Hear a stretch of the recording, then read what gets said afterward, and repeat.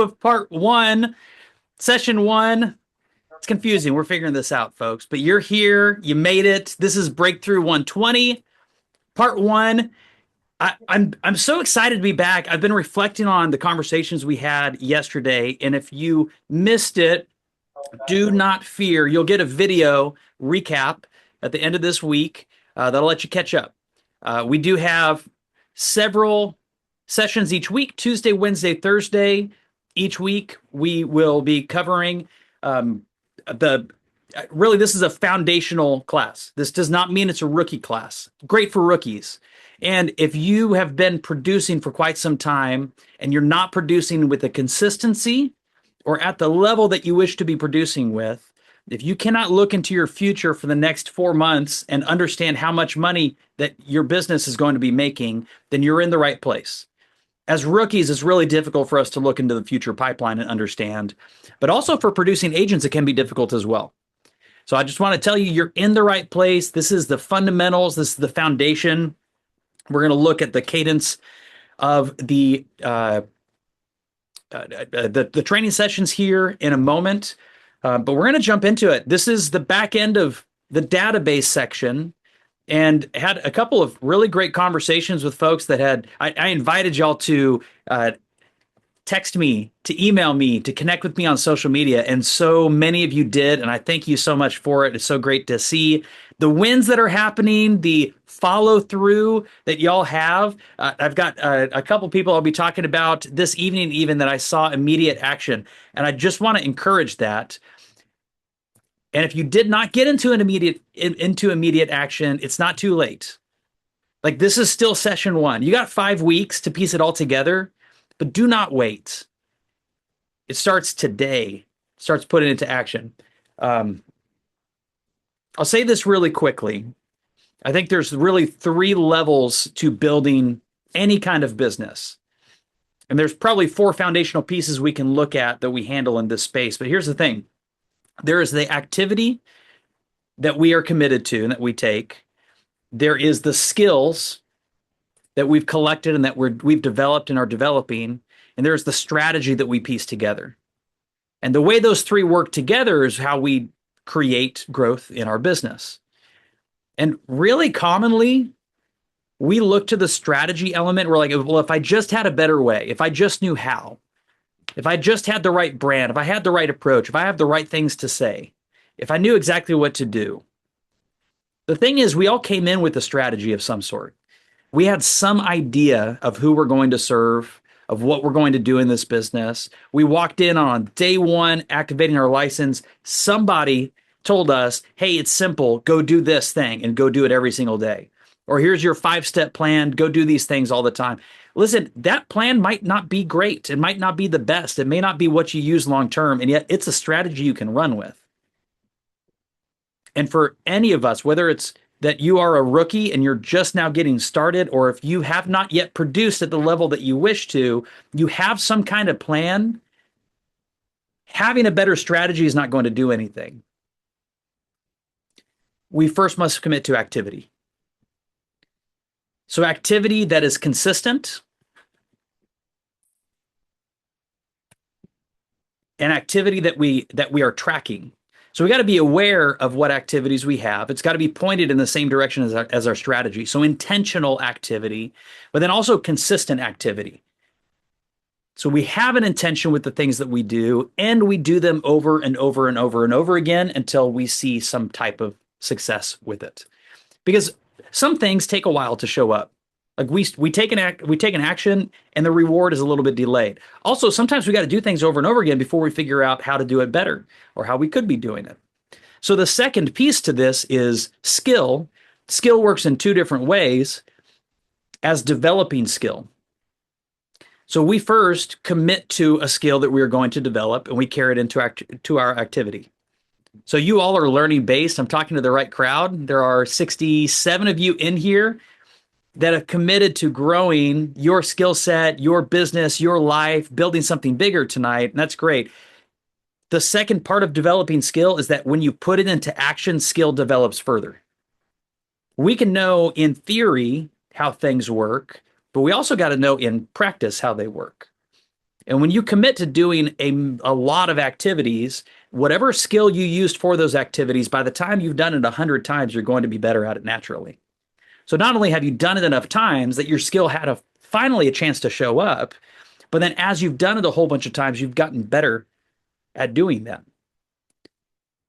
So then our third level, then once we've committed to the activity and we've done it consistently and we've intentionally developed skills and used them enough that they could develop even further, then we look to proven strategy.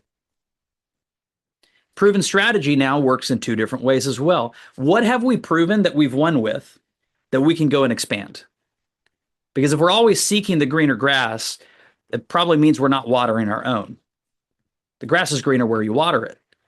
You're standing right there. Whatever you're doing, whatever you've won with, wherever you've found success, wherever you've discovered people that are potential buyers or sellers, go do more of those things and go find more of them. So proven strategy works in this. What have I proven that it works? And then also, who runs a business that looks like mine or looks like the business that I would like to own? And they've proven something. What can I adopt? Now, I'm not going to reinvent everything that I do based on something that someone else has done because as you read the MREA and you read the playbooks and you read Rookie Real Estate Agent and you attend conferences, and as you hear from at least 4 different instructors over this series, and actually the tech classes are going to bring even more in, you're going to hear different ways to do business. Doing it all those ways that all those people say, it's not going to all work. And so you find ways that you can adopt what they've proven that might work for you as well. So I'll reiterate that one last time. And I know it's painstaking, the simplification that I bring, and I'm kind of repeating myself here, but I want you to hear me.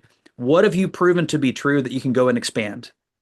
And then what has someone else proven works that you can adapt to your own business? We only adapt and adopt a new strategy so we can go right back. The strategy dictates our activities. The activities we're involved in dictate the skills that are required. And as we apply our skills to the activities, we can see what our successes are and we can modify our strategy as we go forward. All right. It starts with activity, folks. My name is Seth Mills, by the way. I work in Dallas, Texas, part of KW Dallas Preston Road. This month, I'm just over 10 years in the business on the sales side. I started out as an appraiser many years ago. My wife's been an appraiser for 25 years. In 2012, I got my appraisal license. I realized within a couple of years that walking through vacant homes and staring at computer screens writing reports all day was not for me. And yes, I know it's ironic because we are staring at each other through a computer screen, but what attracted me to the sales side is people. I love people. I've been a sales agent since 2016. My wife and I do own and operate a real estate group together. She'll sell about 50 homes this year. She takes care of our clients so I can help agents build their business. I help agents become more productive with their time and with their efforts. So I'm a productivity coach at our office. I work with about 150 agents here, helping them launch their business and expand their opportunities to the next level. I've operated in a number of different leadership roles in Keller Williams, previous team leader, international ALC member, labs advisor, and helping KW develop their technology. And honestly, my passion is this. So much like I left appraising in the dust and I carried the skills with me, there's some other leadership roles that I've left because this is what I'm passionate about. I want to help you build a bigger life. My QR code is up there. I'd love for you to scan it. Follow me on Instagram. Like 45 of you within about 10 seconds when I asked for this yesterday chose to do that. So that'd be super cool. I took for granted I have a decent following on Facebook, and I never intentionally developed any kind of following on Instagram. And then I wanted to go do live videos on Instagram, and Instagram told me you can't unless you have 1,000 followers. I'm like, well, I got to fix that. So I'm on a mission to do that. I will tell you this, if you're building a social media presence, curated, crafted, carefully produced content, it's awesome. It's beautiful. And there is an authenticity that people want from you as well. That authenticity is going to show up in different ways for many of you. But I like to lead the way as far as being fearless with live video, because when you say something live, you can't take it back. Somebody probably saw it. You can go take the recording down later on, but there's something super authentic about it. I put my phone number and my email address out on any one of these sessions that I teach because I invite you to use it. Some of y'all did before 66. Oh, that's less than I started with earlier. Thank you for the update, Mary. So much. Getting so close. Uh, Feel free to text me, call me, shoot me an email. If I can support you in any way, if you feel stuck and you need a partner to help get you unstuck, I'd love to be that person. I may not be able to be that person long term for you, but I will be that person in the moment. It doesn't mean I don't want to be, but here's the thing. I know people in your market. I know people across this company, and you should too. So you've got a mentor, you've got somebody close to you that can help build your world. I'd love to be connected long term as well. This is such a cool organization to pass referrals back and forth with. So please, if I can help you in any way, let me know. We talked about this yesterday. What does breakthrough mean for you? And I want to return to it and love to hear from a couple of you. Take yourselves off mute. And by the way, join me on camera. Join me in the chat. You could join me by sharing your voice. I'd love to be face to face. Thank you. There's some of y'all that are jumping in right now, and Arthur and Monique and Julianne and Sarah and Eva and Mary and James and Michelle, Ray, Tanya, and Cass. Thank you so much for starting off in such a way. I am seeing a whole bunch more people join. It is such a cool environment to be in when we're face to face. I know for many of us, we can't be in the physical classroom together. Although Raytanya Hughes, I'm not sure what classroom you're in, but I'm so excited to see that you've got community built around this as well. Really cool thing. Listen, how you show up in here is how you show up everywhere. This is a practice session for how you're operating your business. And so if you're going to go work with people in your local community, what's it like if you're in a Zoom meeting with them? Do you want to be known? Well, this is a really good chance to show up and be known in this space. There are agents from all across the country in this space. Do you accept referrals? I take it for granted sometimes we don't all understand, but in case nobody told you, agents from across the country will pay you part of their commission if you send them business.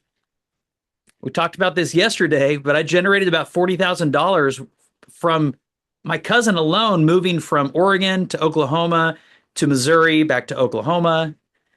And that's just one. My first year stepping into a team leader role, I got out of production and I sent a bunch of business in other places. I made like 90 grand the very first year that I was just focused on referrals. And I'd like for you to do that too. We've got agents that move from one place to another. If you're brand new to a city, that means that you came from another one. You may not be licensed in that area, in that market, or you may not be close enough.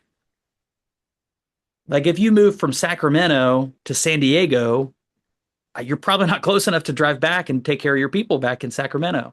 So finding an agent locally, sending it off, you can still make a lot of good money there. But I'd love to hear, what does breakthrough mean to you? Why are you here? What kind of breakthrough are you looking for?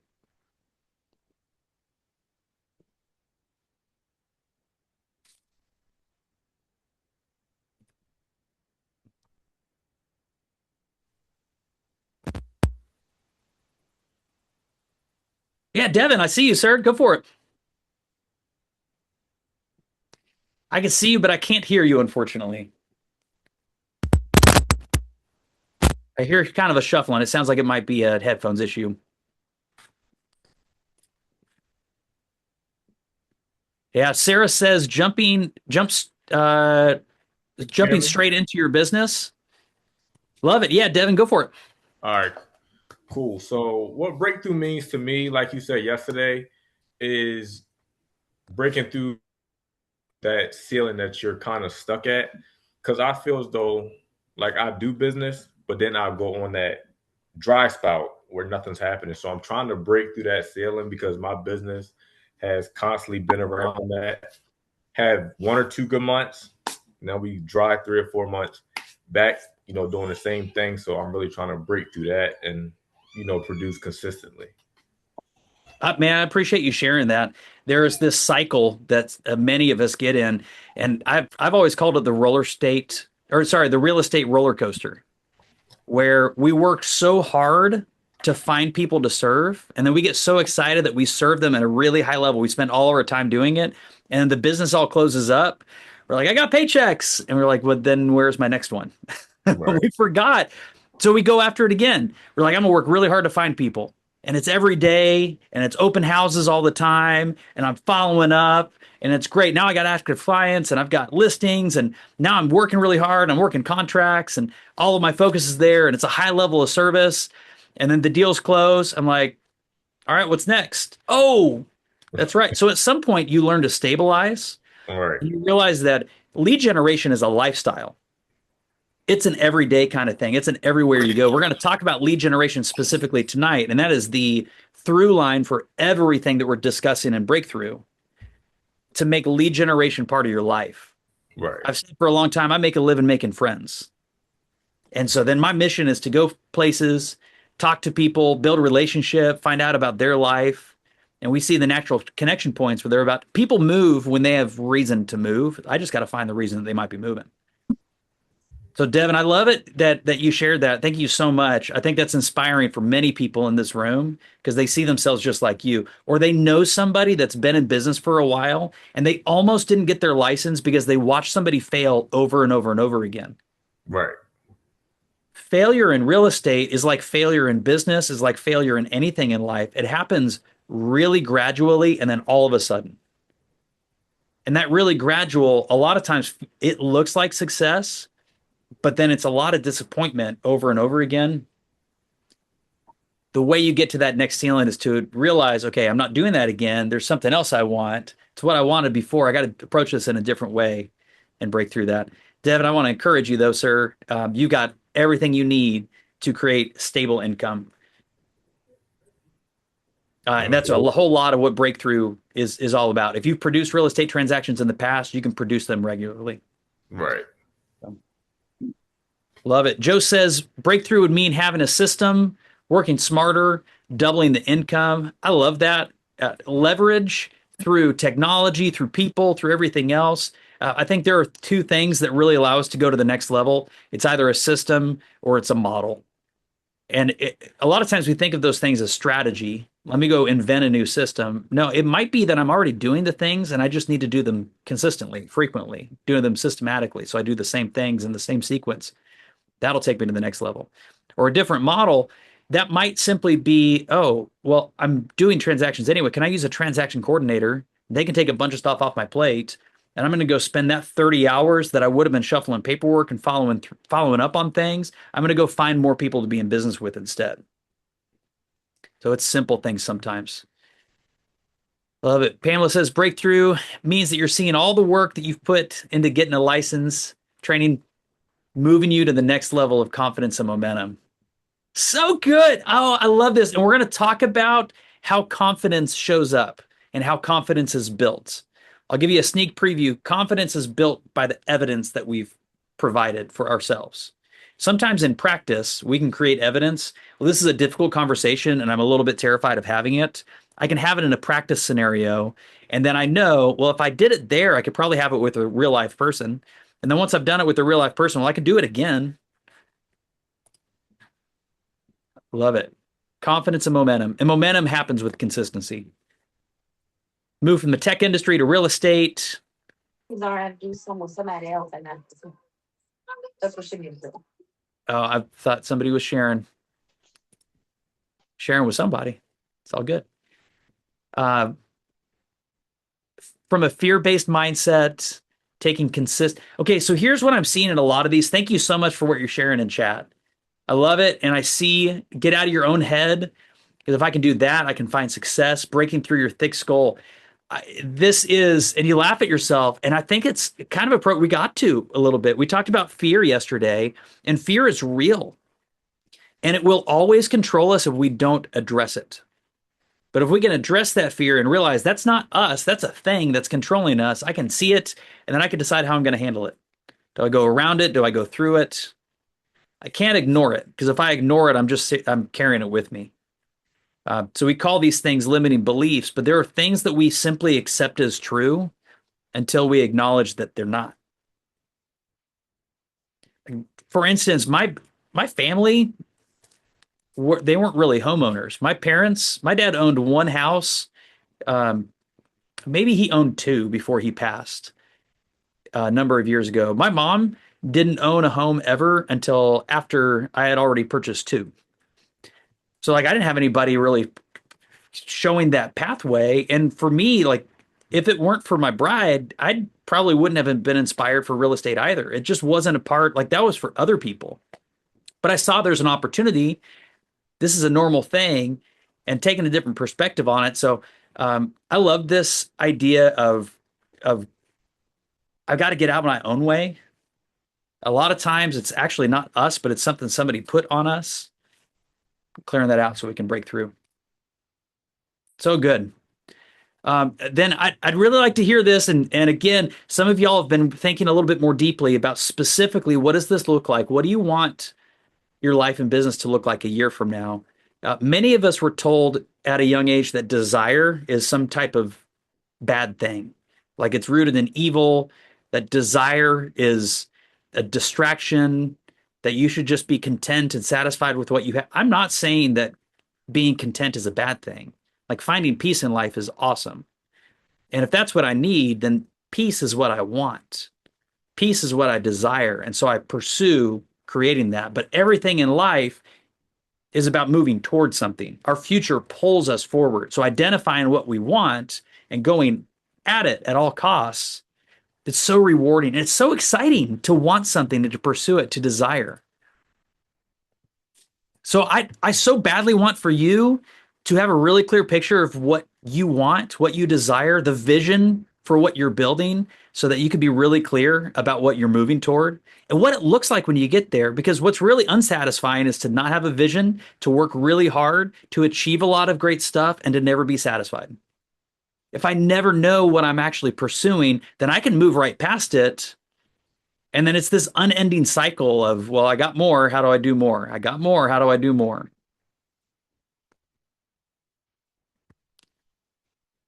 So what do you want? Vision, what you want, goal setting. What else? What are you pursuing? What do you want in your life? This could be a lifestyle. This could be an amount of income that you generate, number of transactions that you sell. Somebody be bold. Tell me something big. What do you want?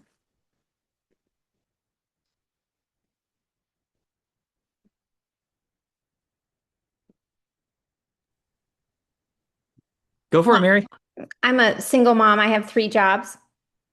Real estate is one of them. I'd love to just have one job. Do you want real estate to be that one job? Yes, Yeah. Why? that would What's be great. important about that to you? Well, it's of the three, it's the one I can make the most money at by far. So it makes like someday retiring an actual possibility. So Yeah. that's a pretty big thing. Yep. I think it also just you spoke to this a little bit, but I'm going to speak to it a little bit more specifically. You know, people are always when people are moving, it is always because something big has happened in their life. And that big thing is usually both a celebration and a loss because most momentous moments are. And I love being part of that process and that moment for them. And I like crave that relationship, you know, and specifically being a part of their lives at that time. That's so good, Mary. Okay, so what's that do for you then? If you get to be there and you build a reputation for being there for people in those moments of celebration when they're needing support also, and you know that you're on a course to retire someday, what's that do for you? Because like retirement for some people, they're like, no, I'll retire when I die. Like, and for other people are like, I can't wait so that I can do this. Because retirement on its own is like really super boring. It's what it affords us to do as well. And a lot of people I know that start pressing toward retirement in real estate, they're like, actually, this is so fun. I'm never going to retire. I'm just going to like retire myself now. And retirement for some people looks like, well, I do work, but it's because I want to do this kind of work because of what I get out of it. So, Mary, what's that do for your life, for your kids? Well, I think it gives me a freedom to like show up for them, especially as they, will become adults and live their far-flung lives. So I think it's like, I mean, you're right. It's not really retirement that I want. It's like a financial freedom and a time freedom, that doesn't have me locked into fearing that I'm gonna not have enough health insurance or something. Love it. Thank you. I think that's at the core of what so many of us want. The freedom of time or the freedom of finance. Money is good for the good it can do. Like money itself is neither good nor bad, but if we have access to it, we open up new choices for ourselves and for other people as well. For some people, it's the choice to not go to work or to do the kind of work that they want. For some people, it's to be able to give all kinds of stuff. Um, and for some of y'all, maybe the freedom of movement is a pretty cool thing too. And in real estate, like when we travel a lot, and when we go, like my wife wants to go travel to the beach any given time. And when we make it happen, I feel like she takes more listings sitting in the sand than she does sitting in our neighborhood. But it's such a cool thing. There's not many lines of work that you can make more money when you're away than you're at home. And it's cool. She tells the story. And so more people become aware. They're like, oh man, she's busy. She's traveling. I guess I got to reach out now because if she's only going to be home for like a week, I got to make sure that she meets with us when we're back. It's a pretty neat thing. All right. Michelle, what do you want? I just want to be it's within the next year, full time, no longer dual career, full time in real estate. I said that yesterday, so I can get in, more rooms than I can now. Yep. Just being financially free, so being able to travel and have as much time with my family as possible. So that is what I really want to do. I love it. Would you be so bold enough to share with the room what number that looks like? That looks like financial Oh, freedom? Like, is there a number that you need to have this much money in the bank, or that I've made this much money in the past year, or that I can see this much in the next 3 months that's going to be coming in that gives you the confidence that you can make that transition? well, for me, to for me, roughly to make that to make that and become financially free, um, 30,000 starting. Getting that in the next couple of months, getting that 30,000, and so for me, financially free, not owing anyone. Having the I don't have to get up as early anymore, going out to the job. I'll still get up and hustle for the real estate and do that, but I won't have to be at someone's beck and call anymore. I can Yeah, have that freedom that I need to service more clients and service them when there's a need. I love that. Thank you for sharing so much. Can you see a path to $30,000? I can Okay. I can see that. I can see that, getting that, really, just really getting out and doing the things that I need to do to get that. If nine buyers or sellers hired you in the next 120 days, would that produce enough income that you can make that transition? It could, yes, yes, yes. It could help me transition. Being transparent, in October is when I can officially, I'll have 30 years on, I can just officially hang it up. But it would be nice to know that, hey, when I retire in October, I'm financially free. My database is full, and I'm able to develop more business from my database. So that would be good to know that I'm leaving and I'm transitioning full time into real estate. Yes, Yeah. that would be wonderful. So good, Michelle. Well, I appreciate you sharing and kudos for being really clear what you want and what you're doing, what you're after. That's awesome. That clarity, the fact that you can see it, you know the number, you know the date, because the best goals are time bound. You got a due date in October. You got to have this figured out if you want to have that the best celebratory moment. So good. Appreciate you. And if I didn't say it, Mary, thank you for sharing as well. Jennifer, Hey, how you doing? hey, so Um, good. Welcome back. Thank you. My husband and I are 10 years apart in age, which makes retiring difficult or planning a future difficult. It wasn't hard during the first 30 years of our marriage, and it's becoming harder as Mm, we're trying to figure out things. And we are best friends. We do everything together. And so for those reasons, I want in 2 years him to retire. And I would like him to work with me on the real estate, not as necessarily an agent, but we run the business and we could be in the pool and we're avid gardeners. We do 30 beds and we do jelly and we have other businesses and we can combine and it's time management. And I think with the books and this course is you don't have to rewrite the wheel necessarily, but you have to follow the tactics to get there. Yeah. And that's what I'm looking to get out of this is where I need to be and how do I get to that point. Money wise, I could probably live on 50 or 60,000 and be comfortable. My goal is 125 Good. for our family. And so, but allow us to still make jelly, still allow us to plant and do chickens and be in the pool and do the things we want to do. But I have to have that plan in order to obtain that in 2 years. Thank you for sharing that, Jennifer. Can I just, first off, the fact that it's all about your family, it's about what it does for you all. It's also about being able to have him involved where your best friend working side by side. That's such a beautiful thing. That's so cool. Don't be surprised if you work really hard over the next 2 years to document all of your systems, then your husband comes aboard. He's like, yeah, we're going to do things differently. I'm the organizer usually, and we Good. just, I met him at work, so Yeah. we know how to work together. Awesome. So, and here's the thing, somebody else has ideas that maybe we can streamline, and Yeah. I'm always open to learning new things or integrating new things. Yep. So I'm fine with that, but I definitely need this. You guys know what you're doing. I need to follow your plan and get my own habits in lined up so I'm ready to be there. Yeah.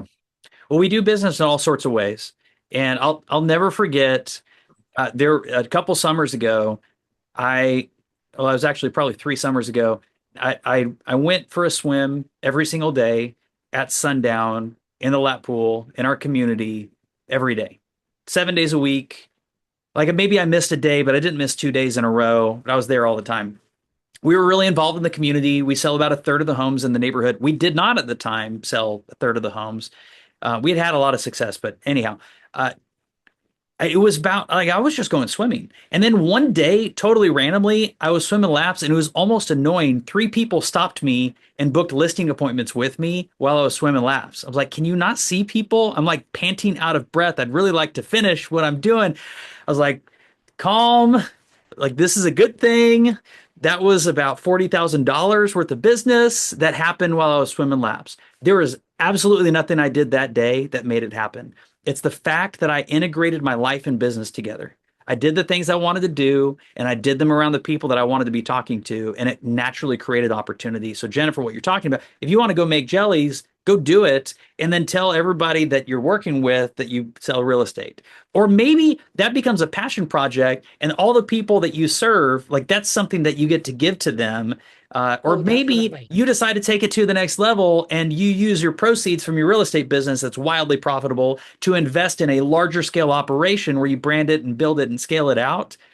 Just saying, sky's the limit. So, um, You're after talking yesterday, I reached out to 4 people. My announcement just came out today for real estate. So how I'm cool. at a great time because I can start integrating and announcing and showing, and I'm kind of like right on cue with this course, which is perfect for me.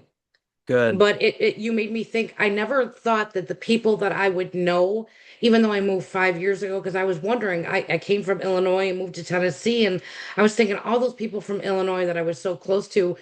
But I was thinking you were talking about the $40,000 referral fees and how you did this, and that never occurred to me until you did that. So even all my friends in Illinois, I'm meeting people on here that are from Illinois, and they're going to be great agents that I have now reference to because we served a class together, and I love that. So good. So good. Thank you for sharing that. Thank you. Such a cool thing. There's so many of us that have moved across the country and we see real estate as a chance to start over. We retired from a career and this is our second run. We've decided that, like, a lot of us failed out of things. I failed out of many businesses. Now, I willingly failed out. I decided I didn't want to do it anymore. But like I had created this really cool path for myself in this way. I was like, yeah, I'm not willing to do what it's going to take to get to the next level. That's still failure. I walked away from it before I succeeded. Okay. Real estate was not even a backup plan. It was never a plan that I had. And yet it is such a cool thing to make a living making friends. And Jennifer, you're talking about making friends all over the country. Many of you have friends all over the country already. Go nurture those relationships. Love it. Morgan wants to restore mid-century modern homes and help clients do the same. You're going to need a lot of money from your real estate business in order to buy those mid-century moderns. Love it. And I can see it. I love your style and design and all those things that you do. It's going to be such a cool thing. The brand you build around. I mean, it's already a neat thing, and it's been really neat to see you put those puzzle pieces together and how you can bring your creative arts into your business sense. Erwin's on the road to financial freedom, working toward retirement, be able to break 200,000. You could do it, Erwin. It is work every day, or at least a weekly plan to make that happen. I think that for anybody here, should you choose to piece together a successful week that is followed by another successful week, that is followed by another successful week, and you don't stop the string of successes, and a successful week means that you got done what you needed to get done. Like, forget about the results for a minute, put your head down, do the work, and know that the results follow. Inputs create outputs. Hoping for the output and considering success only based upon that, it is really it's foolish. We've got to look at the things that we do on a regular basis. Point in saying that, Erwin, I think that the moment that you see those weeks string together and create regularity and consistency in your actions, you'll realize that 200,000 is a floor. Like, that's a new floor. That's a platform you can build on. I truly believe that anybody that takes a real estate business seriously, like, that's kind of the starting gates. 200,000 might be 20 to 30 transactions a year. If and I don't say that um, as like an aside. I truly believe if you can find a way to sell 2 homes a month, you can find a way to sell 3. And I think 3 is a point. If you can prove that you could put together a string of months with 3 closings, you can sell as many as you want. Because 3 closings a month that's enough to build a team around. And then you decide, do you want a big team, a small team? Do you want a team at all? Do you want to be leveraged with a transaction coordinator and an AI agent that does stuff in the background for you? Do you want to build a millionaire real estate agent business? You go find a way to sell 3 homes a month. You build whatever size business you want. And 200 grand is very realistic in that way. Very good. Thank you all for sharing so much. We're going to keep moving through. I have read every single thing that you've said in the chat. We don't have time to read every single, but encourage you guys to go and look what your companions are reading here. I just love it. If you did not download the participant guide, I've dropped it in the chat. It's really important to have today. There's some activities we're going to do together, and you're going to want that. I will read through these things. You can take notes, but you're going to need a lot of paper to take these notes, or you can download the participant guide, use that as a reference point, and take it from there. All right, anybody that can, I'm going to invite you to join me on camera and do this again.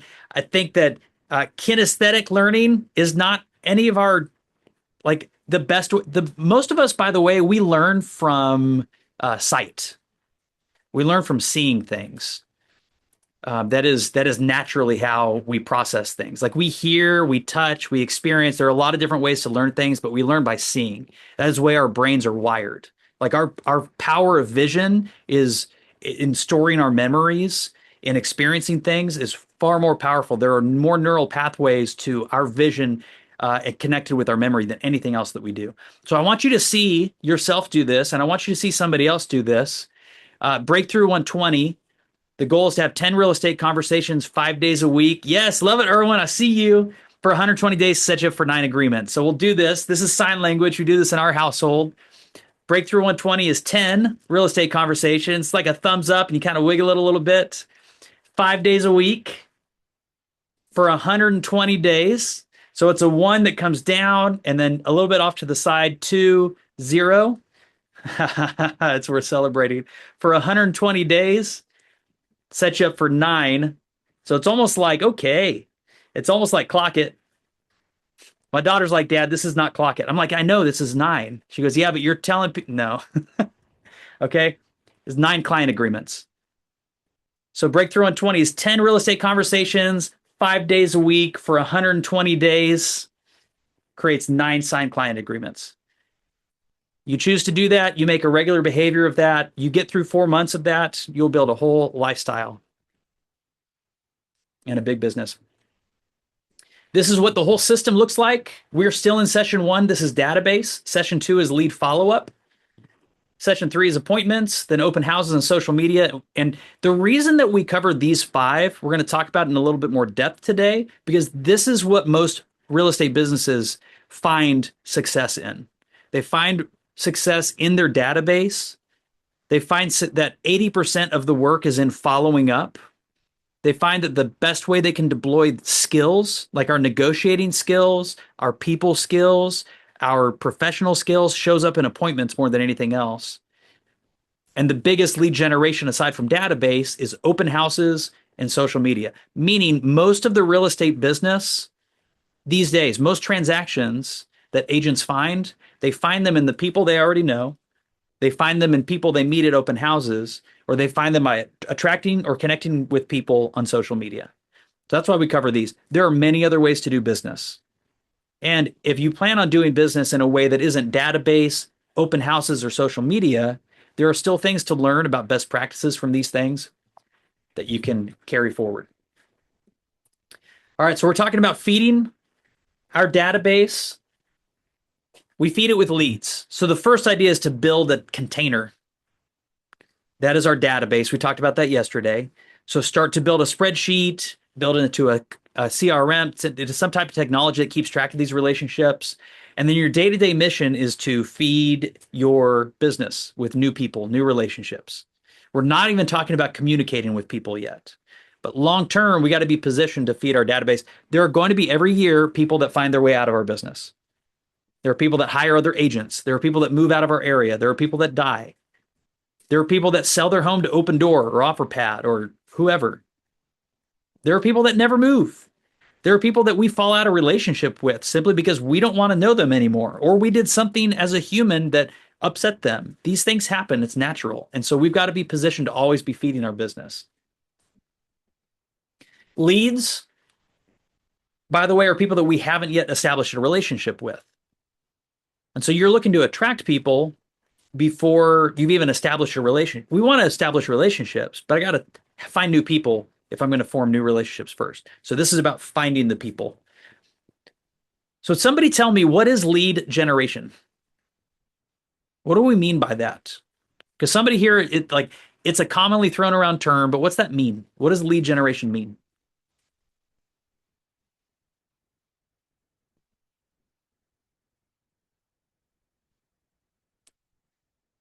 Yeah, Devin, go for it. Lead generation to me is activities that you do to pretty much attract the clients that you're looking for. So it's activities, whatever Love you're it. doing looking for business. So good. Yeah, we talked about this before. It's activity, then skill, then strategy. I can have a strategy for lead generation, but really it's all about the activity that I take. So good. Anybody have other ideas? Yeah, Sarah says it's conversations. Yep, that's definitely a way that we can. So leads are new people that we add to our database through lead generation activities. We haven't established a relationship with them, which means that it's at the beginning, it's a one-way conversation. They've reached out to me on my website. That's a one-way conversation. They signed in on my website and they haven't responded to any of my messages yet, but I'm communicating with them. It's a one-way conversation. They followed me on Instagram, so I'm messaging with them, trying to get some kind of interaction. It's a one-way conversation. I'm inviting them into some kind of relationship. Your database has got to grow every day in order for your business to grow. The size of your business is the size of your database. So in your handout, it says, what is a lead? We talked about that. A lead is a new person.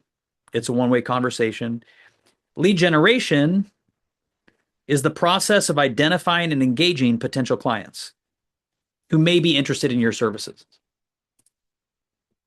So this is not somebody that's guaranteed to buy or sell. I want you to think even more expansively. This is anybody that could be a buyer or a seller that could meet with you about the services that you provide. That includes referrals, by the way. If you know people back in Illinois that are moving around, that somebody might be interested in the service that you would provide and matching them with a great agent there. So lead generation is the process of identifying and engaging those people. This, by the way, we talked about the 80-20 rule. 20% of your activities produce 80% of your results. This is the most important of your 20%. Nothing else works. There's no point in doing all the rest of the things in the top 20% of activities if I don't first generate leads. So you're going to find out more next week about follow-up. And follow-up is you will make more money in follow-up than you do in lead generation. It's a higher dollar per hour activity. But we cannot follow up with leads if we haven't generated them first. So we spend a lot of time generating leads, and then we follow through with follow-up appointments and all the rest. By the way, this entire series of Breakthrough 120 is all about feeding your database.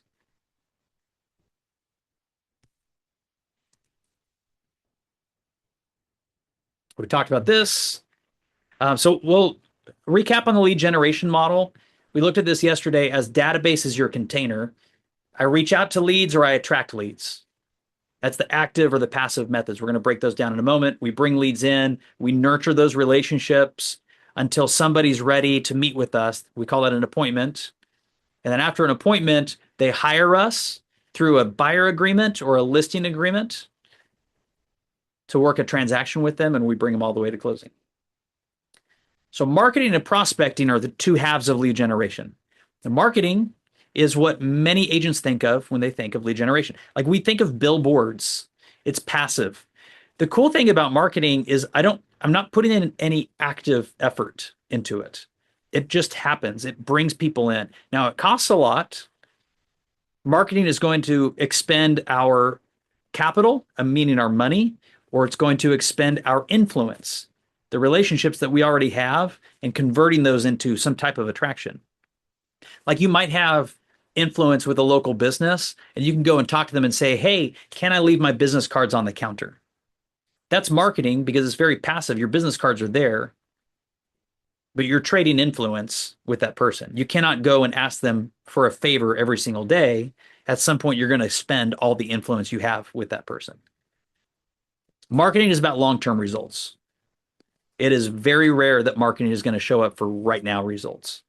Prospecting, on the other hand, can provide immediate results, but it consumes time. Time, by the way, it is bountiful.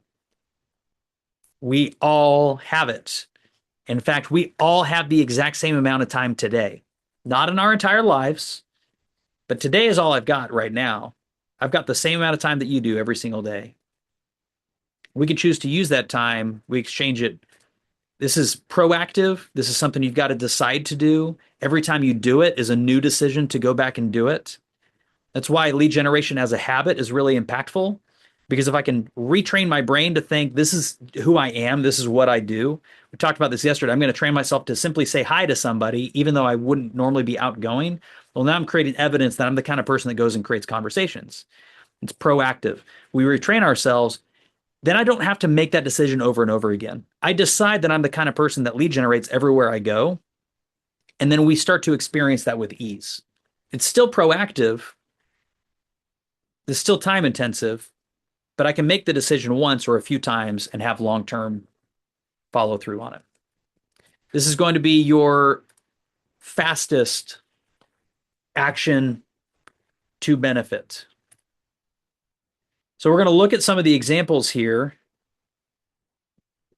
Prospecting, here's some, like when we think of lead generation. So I know a lot of agents come in and think, well, I'm going to have a great social media presence. People are going to choose to work with me. Or I'm going to have a billboard. Or I'm going to have signs in yards. Or I'm going to have, videos online, all that stuff. And people come to us. When we think about doing the work of lead generation, often when you talk to agents in your office about do the lead generation, it's doing something very active.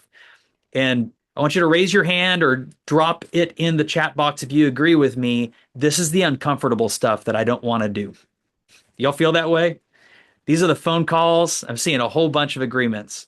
Now, I talked to a couple agents today that feel different. They're like, this is all I've known. So if I got to build business anyway, I'm going to go do it with this. I'm going to go door knock. I'm going to call everybody I know. Because, like, I don't know, the idea of spending money on something or building a brand, or like, that's uncomfortable. I can't take that back. But I can go up to somebody's door and see if it turns out to business. So not everybody's built the same, but for many people, the prospecting is pretty nerve-wracking. It's uncomfortable. And it's important that you address that, because until you understand that you're not comfortable with this, you're probably going to continue avoiding it. As long as you think, oh, it's something I could do if I decided to do it, but you're not deciding to do it, there's probably some kind of resistance that you need to acknowledge. Gary Keller talks about becoming comfortable with being uncomfortable. He said, fall in love with the boredom of mastery as well. It's kind of counterintuitive, but the thing is, like, if it's not fun or I don't like doing it, I may resist it entirely, which means I never get the benefit of it. So engaging with it at a really high level, this might be your breakthrough. So phone calls or face to face. This would be finding new people so listings without agency for sell by owners and expireds. Really, these are the people that are most likely to hire a real estate agent right now today. Like, of all the people in the world that I could guess are going to hire a real estate agent today, I could point out a for sale by owner or an expired home, and I could say my best guess is they're going to hire a real estate agent today, and you would be right. They have the highest likelihood to convert. Also, there's a lot of competition there. Circle prospecting, this was my favorite. If I could take one listing, I could turn it into more listings by circle prospecting. So I'd take a listing and I'd go talk to all the neighbors and invite them to open houses, ask them who else they know that's moving. They start watching everything that I was doing. And then when I sold the home, somebody else would call me, hey, if you sold theirs, can you sell mine too? That's how I built my neighborhood business. I documented it online, people watch, and it gave me credibility that when I moved into a new neighborhood, even though I didn't have a huge track record, the track record they could see was successful because I took one listing and I turned it into multiple. And then community outreach. This is the way we brought our business to scale. We showed up in our community. We just started working with people. We found out what they wanted, how they wanted to get together. We became community builders. We used a neighborhood Facebook page to connect people. We started creating interest groups, a poker club, a small business group. I funded a softball team. We did all sorts of social events and different things. A lot of them, in fact, pretty much none of them were our idea. It's things that people were already involved with. And figured, okay, if you're involved and you want more people, but you can't get people there, I know people. I can bring people to what you are passionate about. I can get involved with it also. But then our business got the goodwill. So think PTA. Getting involved in the school within your community can be a really great way to connect with people with similar passions. I saw somebody with their hand up a moment ago. I'm not sure who it was. Is there still a question on this? It was me. It was me. It's Michelle again. Okay. But Go I for it, want to tell Michelle. people about the FISBOs. I did try those, and I Yeah. just call, and you just gotta put yourself out there. Mhm. And I called one, they didn't use me. It was $1 million listing. I said I'm gonna call anyway, and somebody actually answered the phone. Good. So you just put yourself out there. You just never know what might happen. Just put yourself out there. I love that. And then I'll add to that, go follow up for 8 weeks. That's how you convert for sale by owners. If you want a listing in 2 months, go call for sale by owners in a TCPA compliant and friendly fashion. We're going to talk about TCPA here. I don't just say it as a tagline. I really believe it and operate by it. And you can follow up with them long term and you can take listings at will. Michelle, way to go. Be courageous, be bold, step out and do it. And it's funny, like 4 out of 5 for sale by owners hire a real estate agent. It might as well be you, but it won't be you unless you reach out to them in the first place. Marketing, radio, TV, newspaper, these are the expensive things. They take influencer money. They take a lot of money. Now, I will tell you, marketing doesn't work unless you give it time. Marketing takes time. And so mailers to a neighborhood, for instance, if you're not willing to send mailers every month for at least 6 months, don't send one, because one is not likely to produce any results whatsoever. But when you send them for 6 months, then you start to encounter, okay, maybe it'll work out. I had faith because I had watched other agents do it, that if I continue to invest in my neighborhood, that at some point I would build what they call a neighborhood farm. That means that people in my community would see me as a local expert and they would turn to us for real estate needs. And it worked. And do you want to venture a guess how long it took me to go from deciding and starting to work it to feeling like it actually was working and people were hiring us because we were local experts? Anybody want to venture a guess? At least guess to yourself. How long do you think it normally takes to become the local expert? So you're guessing to yourself. It was 3 years. From the time we started deciding, I did the work, and 3 years later, we saw that it actually worked. Now, I had some buyers and I had some listings in the meantime, but my conversion rate was no different than anywhere else I worked business. It took me 3 years for people to really turn around and say, oh, they're in it for the long haul. We see this guy everywhere. He's made this community better. I have friends because he brought us together. I see their signs on a regular basis. I get invited to their open houses on a regular basis. I received a mailer a couple of times. Mailers, by the way, and I'll say this real quick, marketing efforts stack, but we got to stack them with prospecting efforts. So if I show up in a physical way a lot, then if I have a remote way, a marketing piece that shows up, it amplifies my presence physically. And so because we were doing all these things in person, the first time I sent out a neighborhood mailer, I booked 2 listing appointments. That was awesome. The next neighborhood mailer I sent out, no listing appointments. The next one, no listing appointments. I look back and I realized it was not the mailer that created those listing appointments. Those are people that already were going to call me. That was the official notice. It was like their sign from above that they should call today. That's how they felt. Like they had been thinking about reaching out and they get this letter in the mail. They're like, oh my goodness, we've been thinking about reaching out. It's time. And they did. Now, only one of those 2 appointments became a listing, became a sale, but I'll take it. It paid for the mailers I had for those 6 months. My conversion rate was not very good. My conversion rate in everything else, by the way, prospecting was so much better. And then social media cost me nothing. We did a lot of social media. That's marketing, but we also prospected with it. We found ways to be in conversation with people. Prospecting and marketing, this is where it shows up. Demographic farming and geographic farming. I'll define that really loosely. Geographic farming is a neighborhood that you become the expert in, and your goal is to know everybody, and they all know who you are and that you're in real estate business. There are a lot of different ways to do it.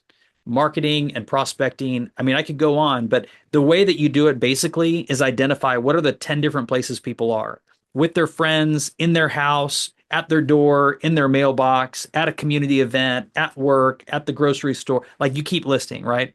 And then you figure out, okay, what's one way I can show up physically in prospecting? And what's one way I can figure out how to show up in marketing? Like, how do I show up in their house? Can I have a magazine with my brand on it that they would want to keep on their coffee table? Great, I can do that. That's expensive. I can show up at their door by door knocking and saying, hey, I've got an open house down the street. I'd love for you to attend. So then we stack all those things. Demographic farming is I want to work with this kind of person, and so I'm going to do everything I can to solve their problems. Your database, your sphere of influence is a demographic. The thing they all have in common is they know you. So that's why it works so well. You can market to the people you already know, and you can prospect the people you already know, and they will introduce you to more people that they know. That's called referrals. That's a way to expand your business, both in your database and to gain buyers and sellers. But then you can also market to them. You send them invites to events. You invite them to open houses. You send them newsletters. You email them homeowner tips, all sorts of things.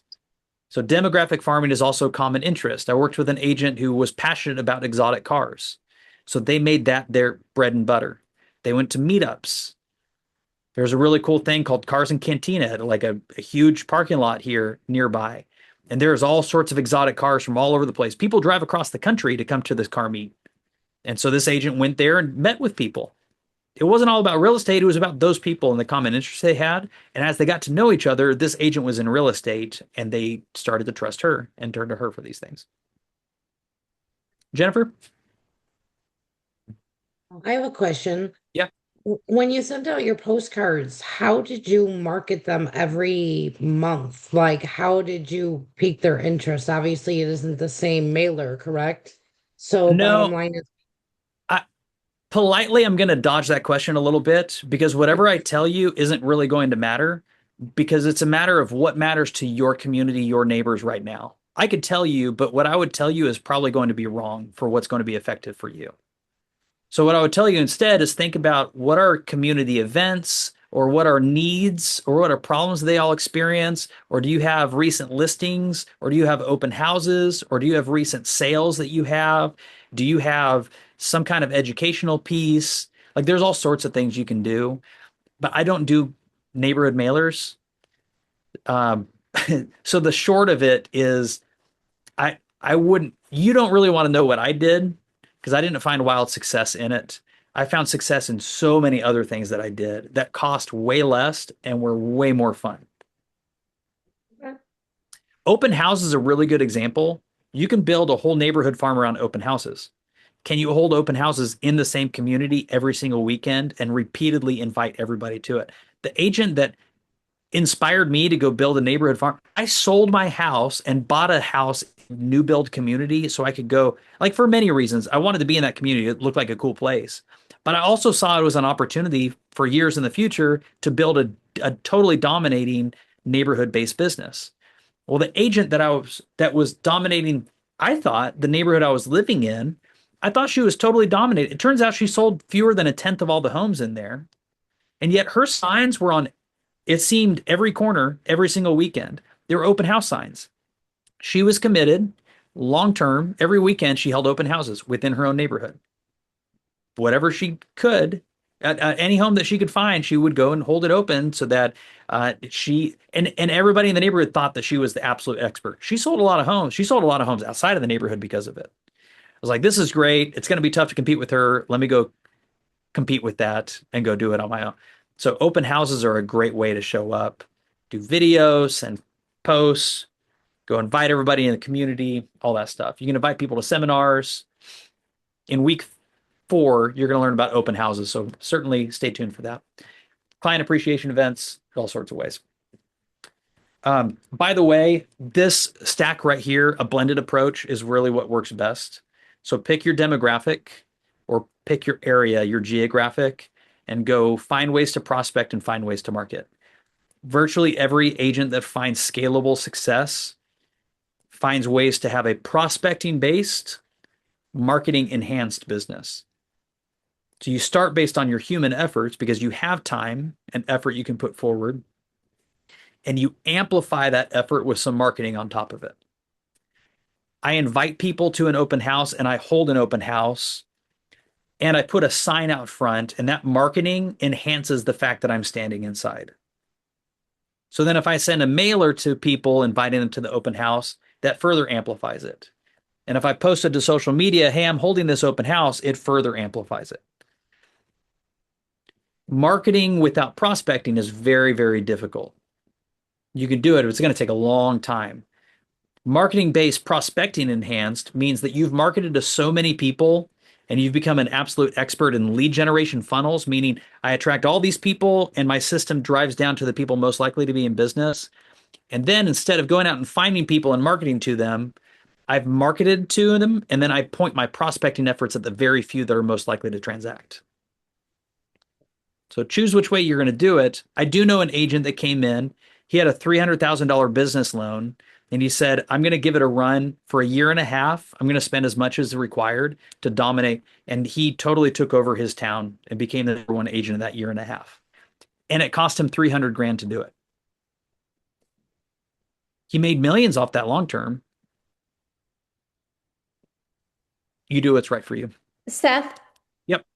can you give an example of a prospecting based, marketing enhanced lead gen strategy other than open houses? That was a great one, but I feel like I know that one. Yep. Well, you're going to hear, okay, so database, one, that's what we're talking about here. And then social media would be another one. And you'll hear about that in week 5.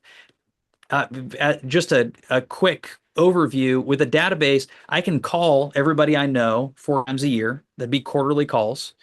This is the model. I call them, I send them a monthly newsletter, and then I invite them to an event once a year. And I send them text messages and stuff. So every time I reach out personally, that's a touch point.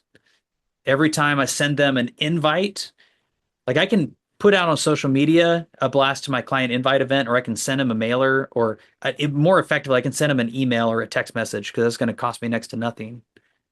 And every time I do that, that's a marketing piece. Now, when they come to that invite, I can give them a koozie with my brand on it that cost me 40 cents to have custom made. And now they've taken it home. And when they go to the pool with their friends, they slip that koozie over the can. Now I've got marketing they carry with them. I really like branded hats because that's something somebody will use in Texas. It gets quite sunny here in the summer and really hot. So people wear hats all over the place. So I've got, actually, you can see them on my shelf. I've got a whole bunch of hats that I have made with my brand on it. I found that to be effective. With softball, like I found a community of people. I built a database of people around a softball group. And so marketing was jerseys and it was all those things. Is that helpful, Mary? Okay. By the way, the social media, I think it's pretty simple. We go out and a lot of times it's marketing based, prospecting enhanced, but I can do it differently. I can go out and seek people, develop relationships with them, attract them to social media, and then be engaged with them long term. Actually, what I did at the beginning and saying, hey, come and follow me on Instagram, this is very much a prospecting based, teaching a class is a prospecting based business. And then it's enhanced by marketing because if we connect on socials, then you can see what I'm up to long term. And every time you see me on Instagram or Facebook or TikTok or LinkedIn or whatever, then every time we engage on that part, it's one to many. That's a marketing effort, but you're reminded of the relationship that we've got. All right. How do you hold open houses in the same neighborhood every week? Be with a broker that has a lot of listings. That's the only way I know how to do it. That's why I chose the very best. And I will tell you this, also go take listings. If there are no listings in your area, go take them. So for sale by owners, for instance, is a really good blend. I can go prospect for sale by owners or expired sellers. Hey, is your home still available for purchase? Well, yes, it is. Great. If I brought you a buyer, would you entertain an offer? Well, yes, I would. Can I hold an open house for you? Maybe you get a listing agreement signed for just that one. Talk to your broker because in different areas, legality can be different. But if you can go get a listing agreement signed for a weekend, you can create a listing for an open house, even if you're not going to hold that listing long term. Ryan, I don't mean to be to downplay it, but I want to tell you that I fully believe that it's simple enough that if I decide that I'm going to hold an open house in my area every single weekend, and I've already decided that, I'll find a bunch of different paths to make that happen. But it starts with the decision that I'm going to do it. If I only look at ways that I know to do it, and it becomes if I can find a home nearby, if I can find a listing that I can hold open, then I'll hold an open house. I'm not going to find all those paths. But if I decide in the future that the way I'm going to operate is that I will hold an open house, I will find a way to make it happen. I think willpower does show up in that way. And it's a really practical thing. This is not some airy-fairy thinking into existence, but you got to have intention in order to go find the mechanisms to get there. Yeah. Also, Erwin, I do agree with you. I think there is something supernatural about believing something can be. And it's so simple and scientific. It's micro decisions. Like if I'm looking forward to something, then when I have two different decisions, my subconscious draws me toward the one that takes me closer to whatever I intend to do, what I've already decided I'm going to do, what vision I see for the future. That's how autopilot works in an airplane, by the way. Like it doesn't work by holding the plane in a very straight path. It works because there's thousands of little tiny micro adjustments that when the plane starts to veer off course, it immediately course corrects. And that's what you choose as well. That's why we start with what do you want? Establishing your vision for the future. When we talk about database, who do you want to be in business with? How do you want to lead generate? Then everywhere you go, you start to think to yourself, man, maybe that's a person that's a buyer or a seller. And you find those little tiny courageous moments to go get in conversation where maybe 100 times it's not that buyer or seller, but it's because you had 100 conversations where it wasn't, that 101st is a $30,000 paycheck.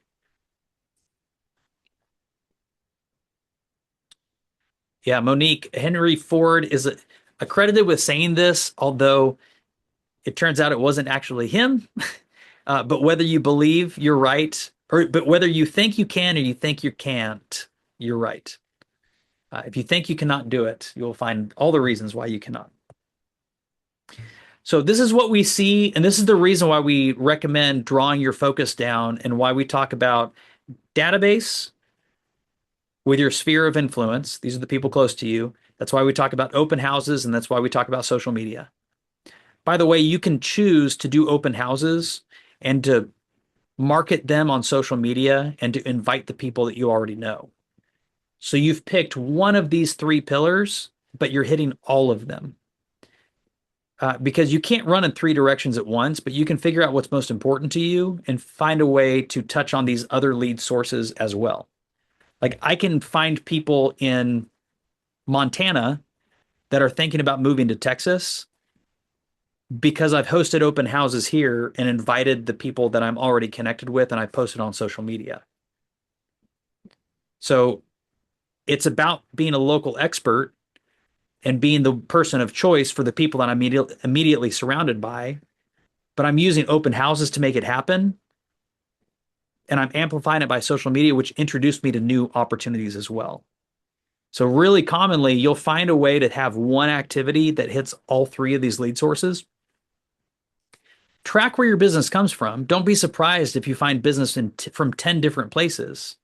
And don't be putting effort in 10 different places. Find what are your top 1, 2, or 3 and put your maximum effort there. Make those work and they'll naturally expand into other things. Be an expert in few, and people will be attracted to be in business with you. You'll hear agents say it over and over and over again. And it's because our top producers across the nation generate business from the people they already know, from open houses and from social media. They are the top lead gen sources. So thinking that you're going to be the outlier and go generate business in some other really creative way that nobody's ever thought about, maybe you're right. And also the statistics say you're probably wrong. There are still 78 people here, so maybe one of you will find that really creative way. And the statistics prove over and over and over again, you're probably going to find your next deal with the people you already know, or you're going to meet them at an open house, or they're going to find you on social media because you showed up big. It's that simple. So keep it simple and then go do things at a really high level.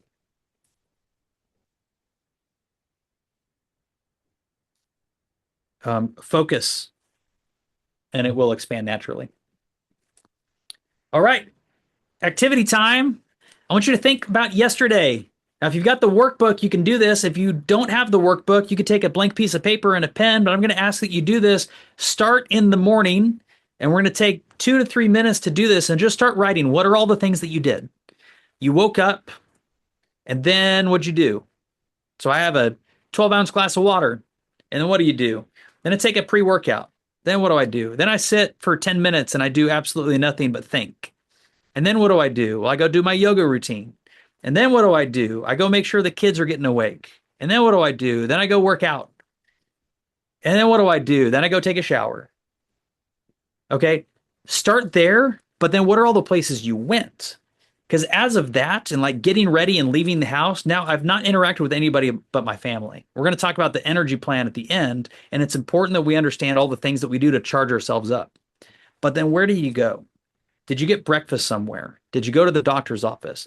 Think through. Some of you can see it on your calendar, so you can reference that.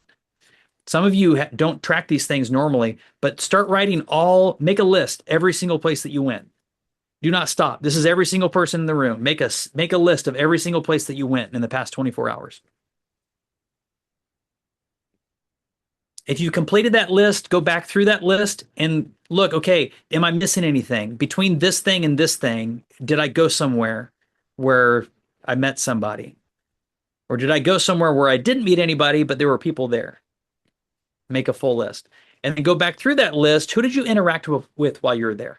Maybe you interacted with them, but you didn't actually speak with them. It's possible to do that.